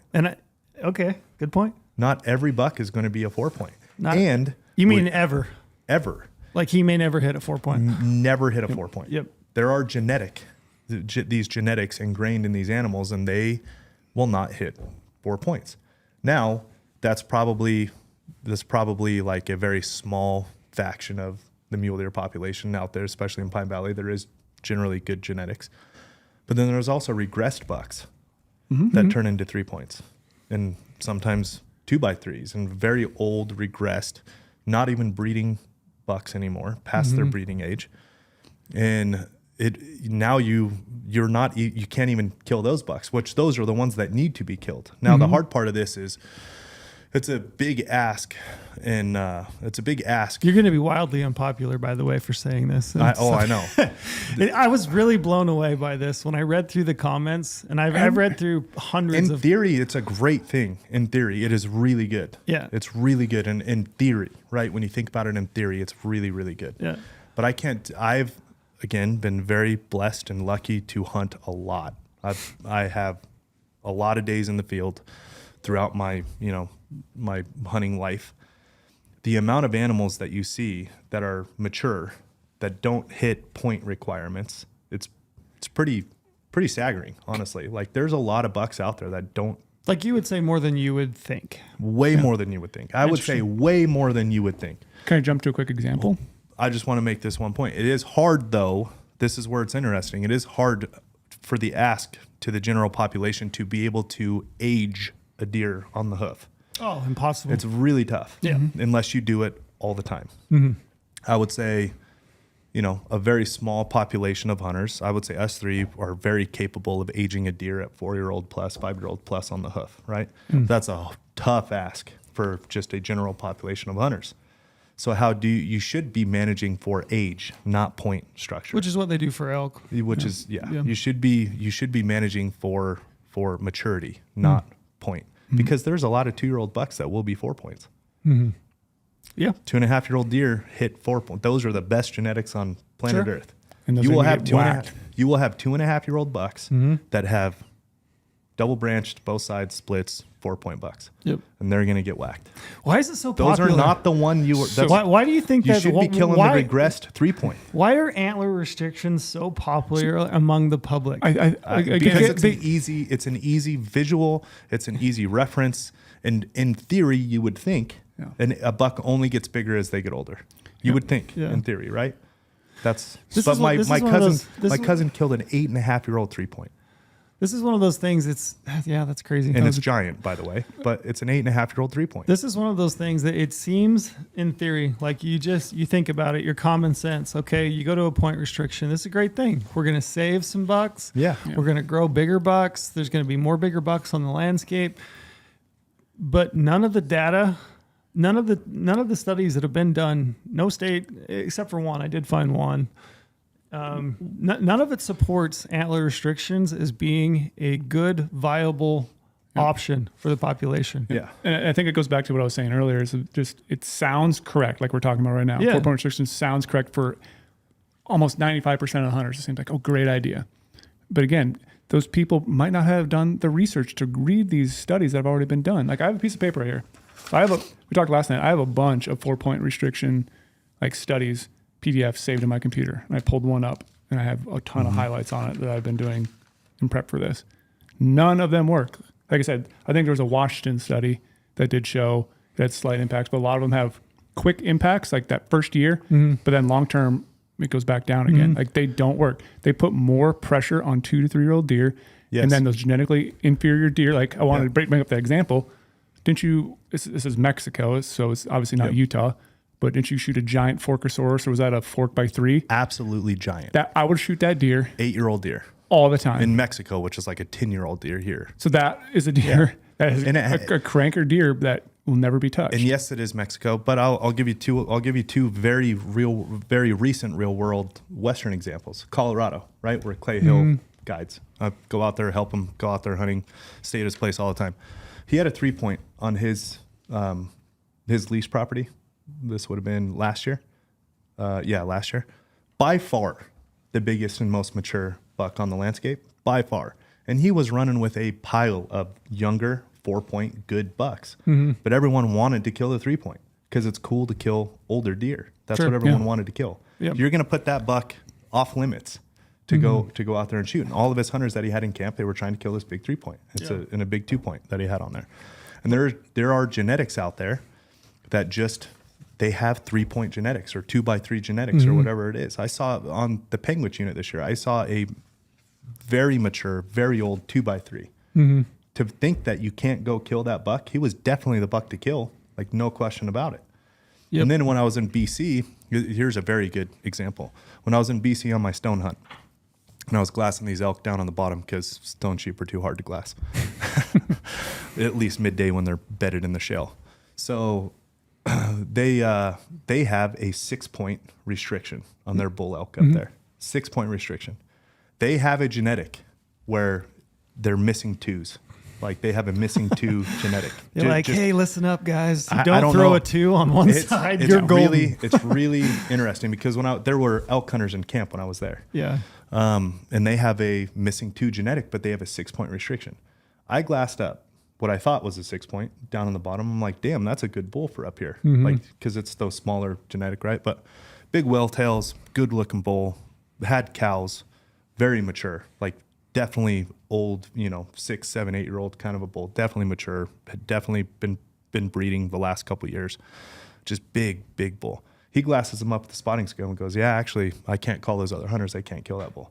I'm like, what? Because they're all on in reaches and shit up there, And So that's why we were glassing bulls, as there was elk hunters in camp, and we would always in reach because we were glassing from the top where the sheep were. We're like, hey, there's elk here, elk, whatever. He didn't call that one in because it was a missing A2 on the right side. So it was a 6x5. Couldn't kill it. Yeah. Old bull. And it was an old, great bull. Gotcha. Like anyone would have been wildly happy to kill that bull. Yep. And that's a real point restriction, real reality this year. Yeah. Can I run through some stuff real quick? Yeah, I was going to. I'll hit on any that you don't, but yeah, run through them. I want to run through this paper I have in my hand. Okay. I want to put this to bed. I want people listening to this and maybe download this PDF. Check it out. Yeah. Okay. This is a big summary. It's called A Critical Review of Mule Deer Antler Point Restrictions, Application, and Effectiveness. It's put together by a bunch of Wyoming fish and game people. It's a big summary. So I really like this paper because it just summarizes a lot of different states. All right. This one point right here. Antler point restrictions are a popular management scheme. Ooh. Yep.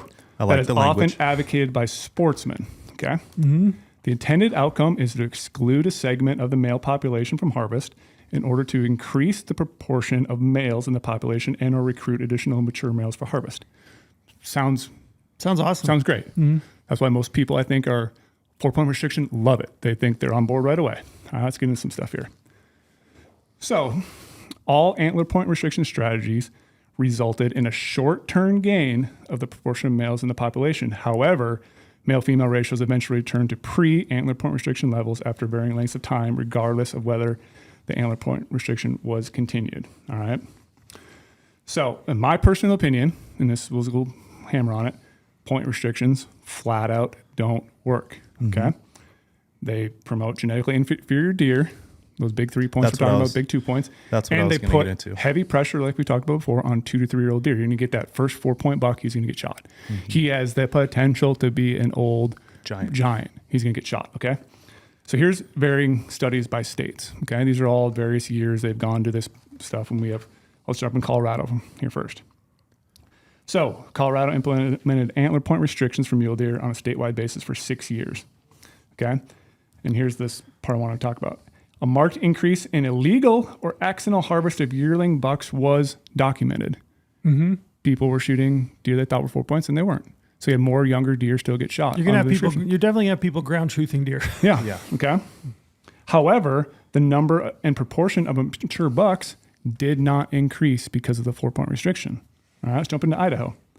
Overall, the long-term antler point restriction did not improve postseason buck-doe ratios. Okay. After several consecutive years of increased pressure on yearling males, adult buck ratios returned to pre-treatment or worse levels. Okay, that's in Idaho. All right, and Idaho also implemented a 4-point or better season in Unit 73 in the early 2000s to reduce hunter participation and crowding. All right, the regulation was strongly backed by the public and resulted. However, after several years, the public became concerned about increasing number of large adult males with 3-point antlers. Yeah. Okay, Utah. We're talking about Utah. Utah has tried this for several times. The Utah Division of Wildlife abandoned mule deer antler point restrictions after 5 years due to significant, greater than 30% of total harvest, illegal harvest of yearling males, a reduced total harvest, reduced hunter participation, and shifting hunter distribution to areas without antler point restrictions. That's a big one. So you're going to notice these antler point restrictions, you might have people start going up north and start hunting. Okay. And a reduction of harvestable mature bucks because of the antler point restriction. Montana. All right. Efforts to increase the number proportion of mature bucks through greater than 4-point seasons ended up reducing total buck harvest by 28%, while illegal harvest of bucks with less than 3 points increased by nearly 40%. Doing the opposite of what they intended. Yep. All right. Oregon. They use the same thing on a Steen's unit. They abandoned this regulation with a number of older bucks and overall buck-doe ratio decreased after 12 consecutive years of antler point restrictions. Again, significant illegal harvest of less than 3 points was documented, and the postseason proportion of bucks greater than 4 points declined by 30%. All right. The antler point restrictions did not achieve the public's desire, even though the public pushes for it all the time. Wyoming. Wyoming has done a ton of these ones. Yeah. Like a boatload. Yep. All right. They have. It was a big 12-year study here. Again, right after they implement it, it does work a little bit. However, the regulation was eventually removed because the overall buck-doe ratios declined, and the prevalence, here we go again, of older age class 3-point deer increased after the regulation was in place for several years. And again, misidentification and illegal harvest of less than 3-point males was also an issue. All right. Protection of yearling males shifted all hunting pressure to bucks that are 2 years old. So you're whacking all these younger deer again because they reach 4-point level. And the proportion of mature bucks declined again during antler point restrictions. And here's one, I have a lot of things in here, but one more big thing I want to talk about. Over the long term in Wyoming, persistently targeting large bucks because of the 4-point thing is also going to eliminate desirable genetics. You're going to start eliminating some of those big buck genetics because of the 4-point restrictions. Correct. So the ability for some of these males to grow large antlers is going to start decreasing. And permanent 4-point seasons do not produce more large bucks and actually reduce harvestable surplus because some of the younger bucks that could have been harvested will die from other causes before they grow 4-point antlers. Yeah. And then one great little quote, and I'll stop. All right. This one's great. I love it because you're saying everything that I was going to get into next. Yeah, this is from Carpenter and Gill in 1987. Okay. Antler point restrictions have been referred to as a prescription for ailing deer and elk management without a clear understanding of the disease. It's a great quote. Yeah. That is a great quote. People don't understand what's going on, and they assume that it sounds correct, that we're going to harvest more bigger deer because of a 4-point restriction. But everything I've talked about here, the hunting public is always supportive of this 4-point restriction, but they don't really realize it's been done before. And it appears to work, but it doesn't work. It's just like I was saying, in theory, it is a very simple thing in your mind to think a buck only gets bigger and every mule deer is a 4-point. Well, in the same vein that it's easy to think that if you kill less bucks, your population is just going to explode and get bigger. And that's not the case. It's yeah. about does and It's about does and fawns. So this point restriction thing. So, you're saying like, oh, those elk in BC, like, hey, let's just not grow it too. Sure. No, they killed the 6 points over years and years and years, and now they have a bunch of 5-point bulls. No, I was tongue in cheek. Yeah, but right. Like that's what happens in Colorado where clay is. They have a 3-point prevalence. It's because Colorado did the 4-point or better for a long time. Yep. Not every mule deer is going to be 4 points. Yep. And it's genetic, right? Not every human male is going to be 6 feet tall. Yep. It's like there's so much variance in genetic out there, and just because the iconic mule deer, definition is 4 points, right? Yeah. Double branched split 4 points. They don't all have that.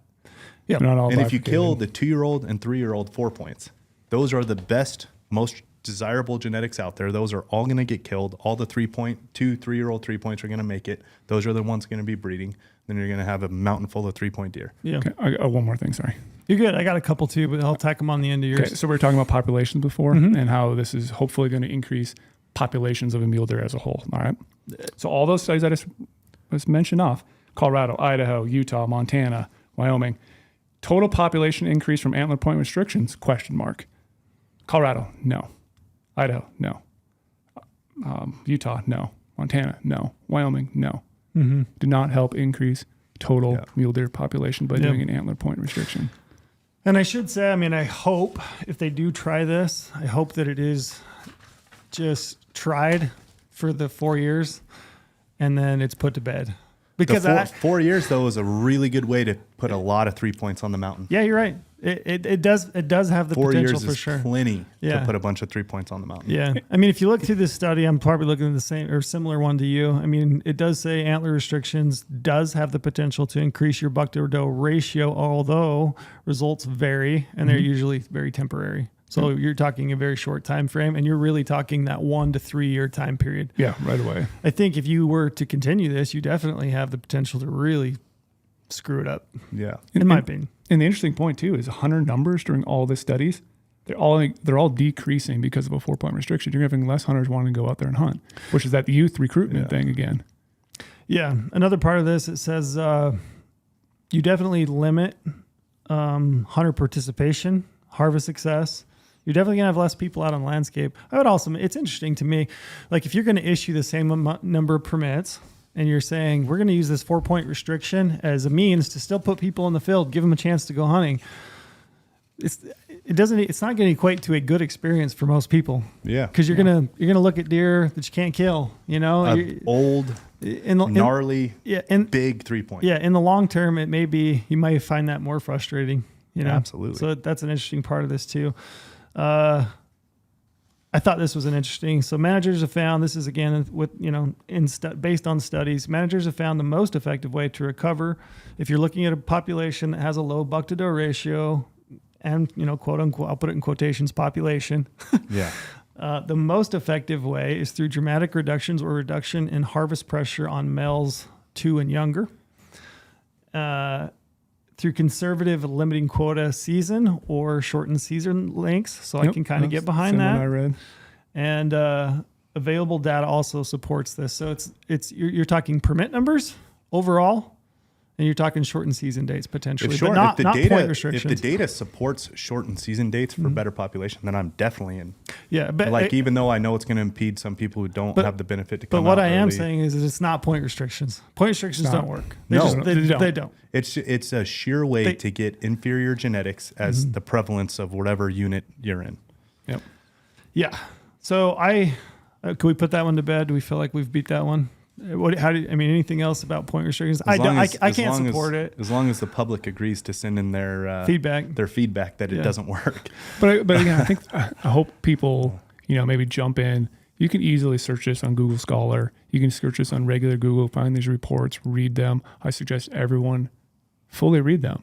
Yeah. There's a wealth of information there. So you can then not jump on this bandwagon that every time a 4-point restriction gets talked about, you're going to jump on board because you don't have you haven't read these studies. In theory is a great thought. Yeah. But that's just not how it works. Mm-hmm. Not every buck is 4-point. Yeah, and you could probably put this as a concluder on this. So it says, while data suggests that antler point restrictions definitely increase total buck ratios, at least temporarily, so you're talking 1 to 3 years potentially, they do not appear to increase the number or ratio of adult bucks in the population. In fact, it's quite the contrary over a longer period of time. Yes. Yep. So take home for me, I don't think point restrictions are going to increase your population. They're definitely not proven to do so. They don't make more large bucks. They don't make more big bucks, larger bucks in the grand scheme of things. It will temporarily increase your buck to doe ratio in that population. And I should say this across all of these different proposals. If Utah does this, if this is the direction that they take this, my hope is that it is under the idea that we're going to learn from it and we're going to adapt and we're going to go back to a more normal, traditional means of management on the backside. What I do fear overall is that if these management strategies, if they start to produce some exciting results, because all of a sudden, up in arms. All of a sudden, hey, this is working, you guys. This is totally working. And then you get to year 4, and you're like, what the hell happened? Either that or outcry, like, hey, let's keep this going, or hey, that Dutton unit where we've restricted weapons on that unit, there's some 220 and 230 inch bucks running around. You know what that ought to be? Ought to be a limited entry unit. Oh yeah, and then we lose that. Yeah. You lose that opportunity. That's my fear. My fear is that maybe potentially over the short term from some of these management proposals, you start to see some things that are pretty exciting. To some people. Yeah. And then you get to into that, and then how do you recover from it? What do you do on the backside of this? Like, how do you transition into something else? Or do you take these and say, man, the boulder, my hell, there are so many big bucks on the boulder after this study. How can we possibly take that back to a general season unit? Like, that's a fear that I have. That's a really good Absolutely. point. It's an you're going to lose fear. opportunity. Yeah, outright. The other thing I wanted to verbalize that I could see as a potential issue, and again, I'm just spitballing, I'm throwing things off a wall. How on God's green earth do you approach this from a law enforcement perspective? Mm-hmm. You have all these different units that are managed under different management. You have many of these units. We'll take the boulder, the Dutton, and you take those to primitive weapon for general season deer. Are you going to retain general season elk hunting on those units? And can I hunt general season spike elk with my compound bow on that same unit? So Yeah. if that's the case, and I have a general season deer archery tag and I have a general season archery elk spike tag, does an officer approach me and I say, "Oh, I'm hunting elk with my compound, officer. Here's my spike elk tag." Yeah. I mean, that to me is a can of worms. I don't know if I want to. From a law enforcement perspective, to me, this is a nightmare on a lot of levels. That sounds so horrible. On a lot of levels. Yeah, this is a lot of pressure out there for the people who are supposed to enforce it. And then our guys just picking up the spike tag then to say they can use the compound for the spike, but then they're shooting the bucks with their compound, which should be recurve. I mean, if it's shot with an arrow and you get that thing back to your truck, who's to say if it was shot with a recurve or a compound? Yeah. I mean, I don't know. I'm just spitballing, throwing ideas, but it to me, it's a potential hole. It's an issue. You talk shortened season dates on some units and regular seasons on other units. I mean, that is potentially pretty tough on law enforcement. You're definitely going to have guys that are ground truthing bucks on the Pine Valley. They're going to shoot a 3-point and they're going to go over there and look at it and go, oops. Yeah. And they're going to walk away. Yeah, and walk away and leave it. That'll definitely happen, I think. Although, maybe not a grand scale. I hope not, but it's definitely a potential possibility. Could also too this. So if we have a couple of years of really tough, recurve. Or I guess I'm not going to talk about the recurve side, but just shortened seasons. Mm-hmm. So archery hunt September 1st is the first 2 weeks there. What if that archery hunt's so tough, those bucks are going surviving through archery and then going into the muzzy hunt. Now the muzzy hunt becomes phenomenal. Even though there's a lot of hypotheticals. And now more people are jumping in the muzzy game because all the bucks are surviving the archery and they get more competition there, harder tags to get, their odds go up. Yeah, and then when you talk about weapons restrictions, on the Dutton, I hate it. Just one, because I want to hunt with my compound. I love hunting with my compound. This is just a personal gripe. I hate the idea. I want to be able to go out and hunt with my compound. I feel like, in archery mule deer, I think is one of the most challenging hunts in the West as it is. It is. I'm not in favor of that. A lot of that's personal. I will say I honestly really feel for people that have a tradition of hunting either the boulder or the Dutton potentially. If you have a tradition, a family, if you live in Tropic or Boulder or one of those small towns, Bicknell, Boulder's your mountain, you hunt the boulder. You're essentially for the next 4 years, shortened seasons, 4-point or better, no modern technology whatsoever on your weapons, all of it. So then now you're going out and spending more money to get some of these other weapons too. Your opportunity is really getting kicked in the shorts. Yeah. You have less days to hunt. You can only kill 4-point buck, and you can only do it with your recurve or your flintlock muzzleloader. It's pretty tough. It's a pretty wide swing on that, and I really feel for people. I feel for I love to hunt the Dutton. No bones about it. That's my unit. I love to hunt it. I know it really well. It really bums me out that I won't potentially be able to hunt with my compound bow on that unit.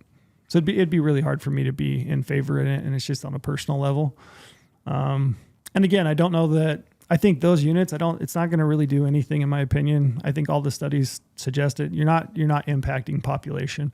You're impacting buck to doe ratios potentially on that unit. So what potential is going to happen to these people who are already enrolled a dedicated hunter and they thought they were going to be able to use their compound? Yeah. And then now they have to use that. Are they going to be able to get out? Like what if I am not capable of shooting with a recurve and that's my season is archery, and now you're restricting me. I don't want to be in there anymore.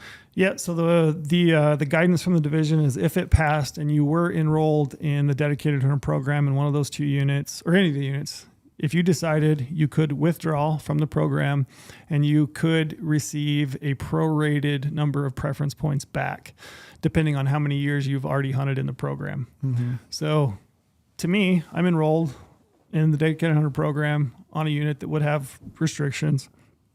I would have the decision, do I withdraw from it? Because now I can't hunt the way that I want to and get some of my preference points back and, bank those and, try to go to a different unit and then maybe draw back into the program at a later date. So I have a decision to make. But it is an option. That's what's on the table is being proposed. That's tough. That's real tough. Well, making someone really decide. It's tough. And when you thought you had something for 3 years and now you swept out from the rug from you. The other side of this too, why we're passionate about people being involved and letting their voice be heard too, is it's a copycat game. State government, it's a copycat game, and if one goes, then more willing, and you know what I mean? Yeah. So it's like just Utah's talking about it now, but if it does take off and there is, I don't know, not enough public outcry, then another state might want to try it, and then another state, and then another state. Yeah. So here, let me go back. We'll maybe flip the conversation. So I feel like we've combed through what's being proposed. I think we all kind of agree. We don't think that it's going to work as far as terms of population goes. We're definitely not. Doesn't sound like we're in favor of antler point restrictions over long term. Trying to grow trophy bucks sounds like a great management plan. So let's flip it. Well, other than the point restriction. Yeah. But. So let's flip it on its ear, and let's say, like, if you are the Division of Wildlife Resources, and you are being asked by the public, we want to hunt more mature deer.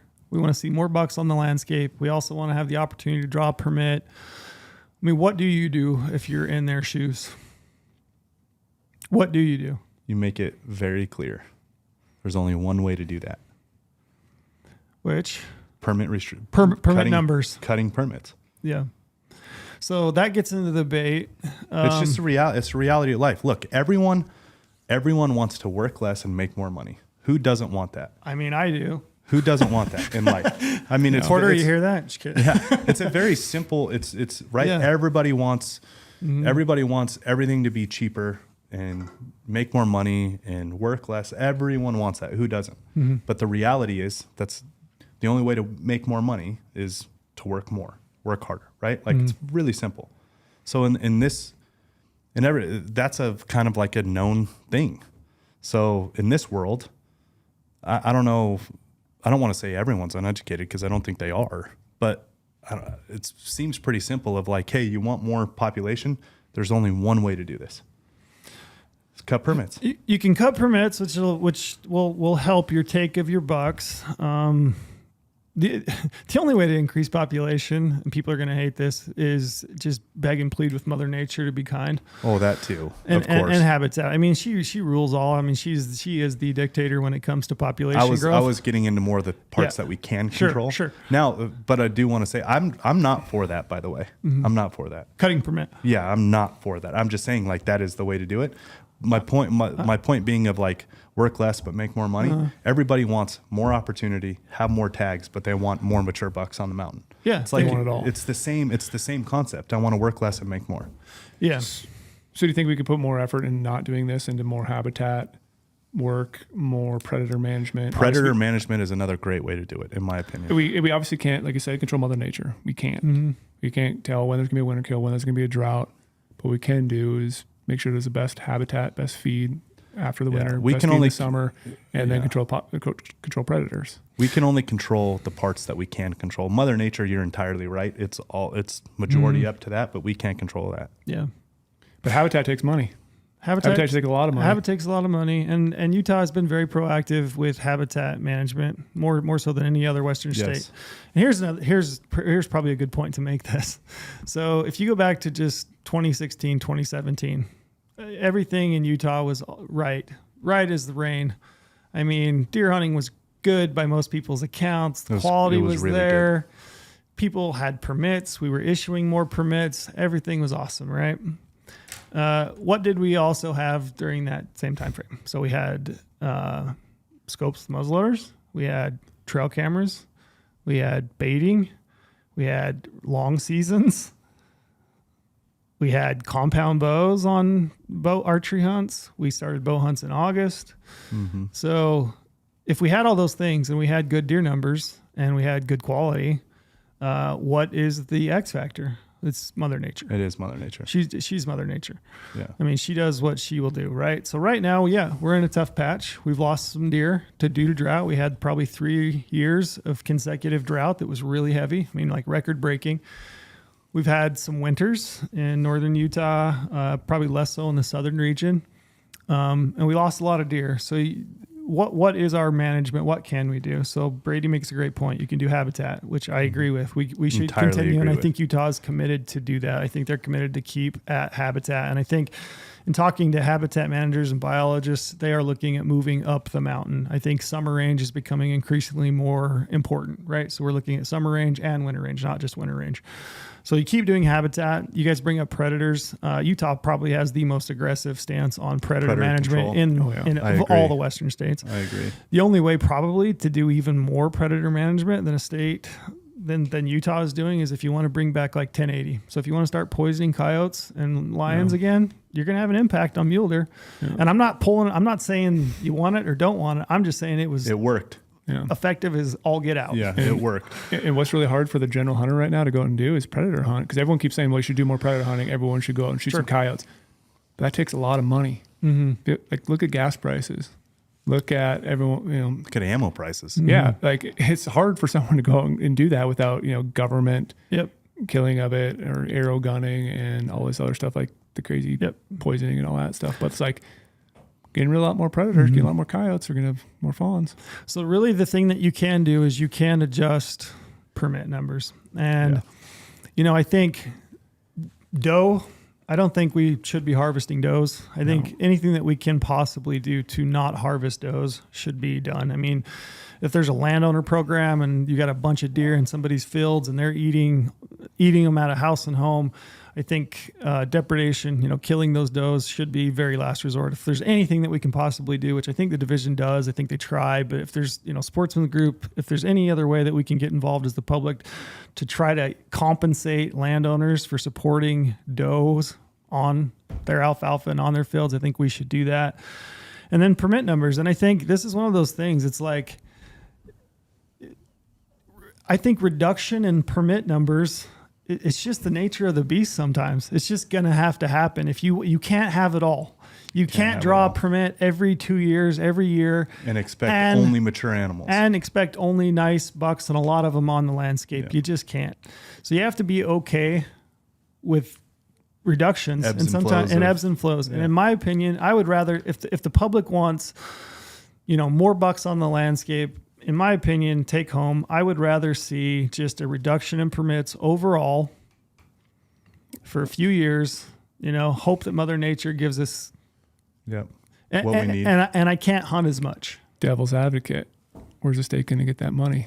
Are they going to want to do that? Because now the state's not getting the money. You're going to have to increase, permit costs potentially. And this is probably another little soapbox that I should jump on.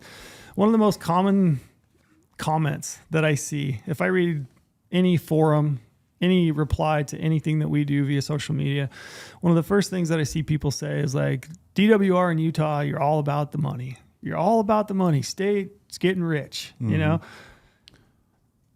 Show me where any state agency, and this is just, I've worked for the state of Utah, and admittedly, I'm a little bit biased. Like I sympathize with those individuals because what they're trying to do is a really hard job. Yeah. It's really hard to manage everybody's wants and needs, all the draw odds, all the big bucks that people want to see. Private landowners to public land hunters. Depredation. I mean, my gosh, their job is so complicated.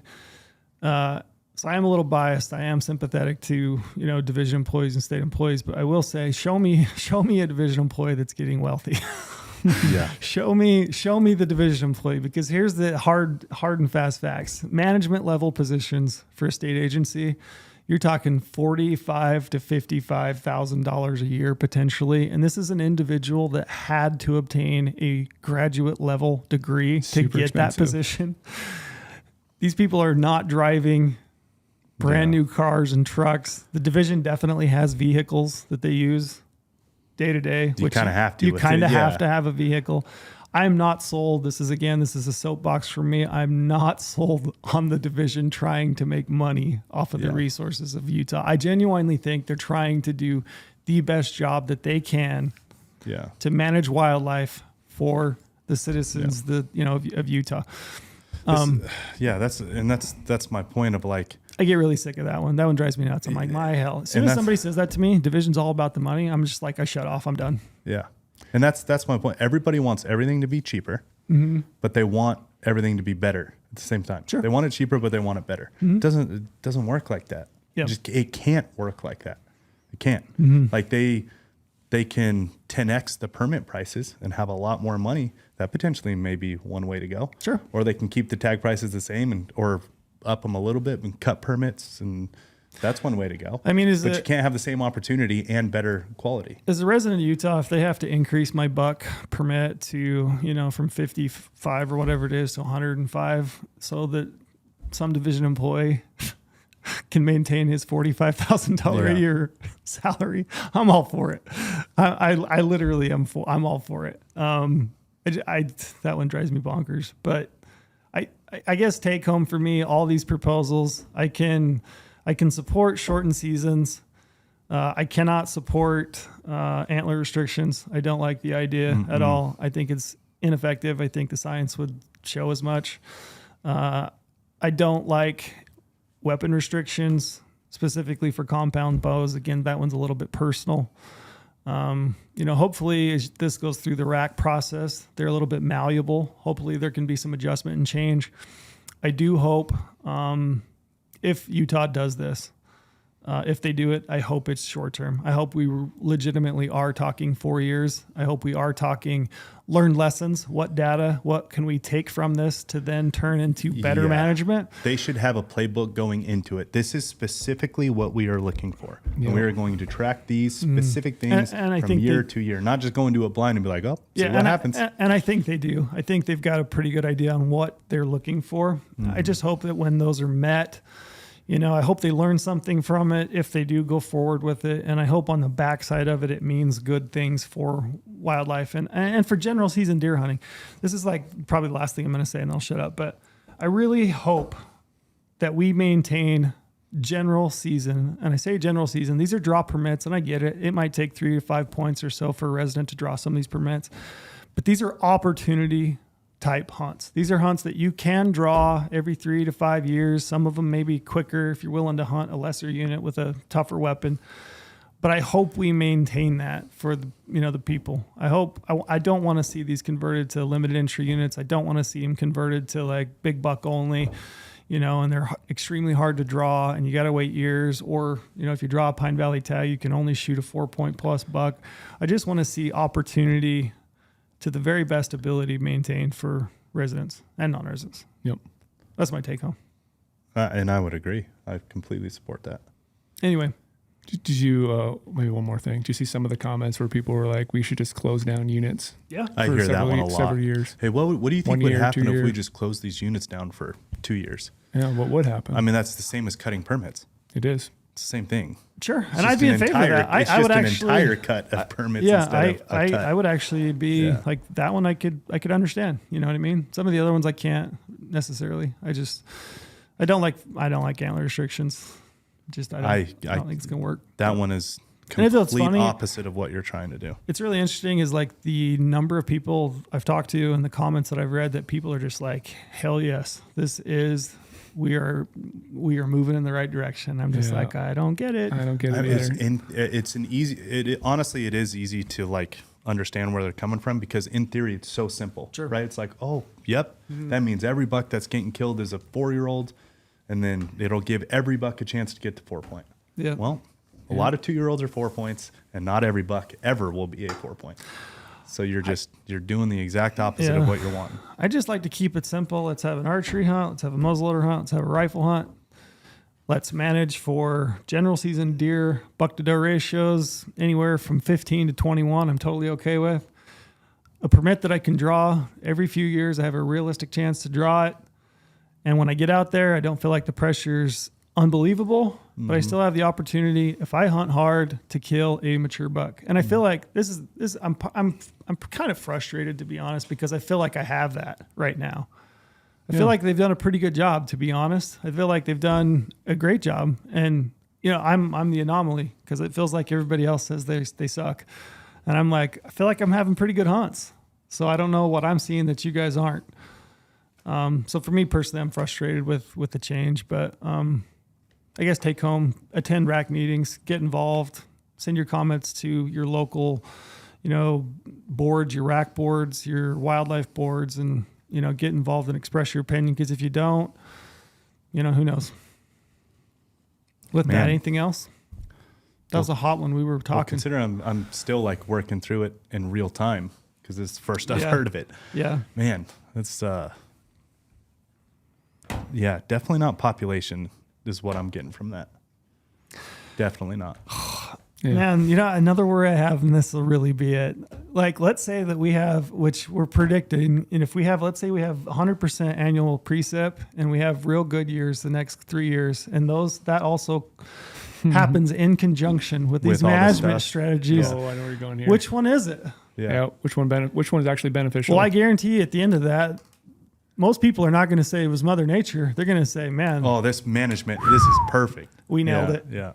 Yeah. So anyway, guess we got to wrap it up. Cody says our camera's overheating. So attend rack meetings.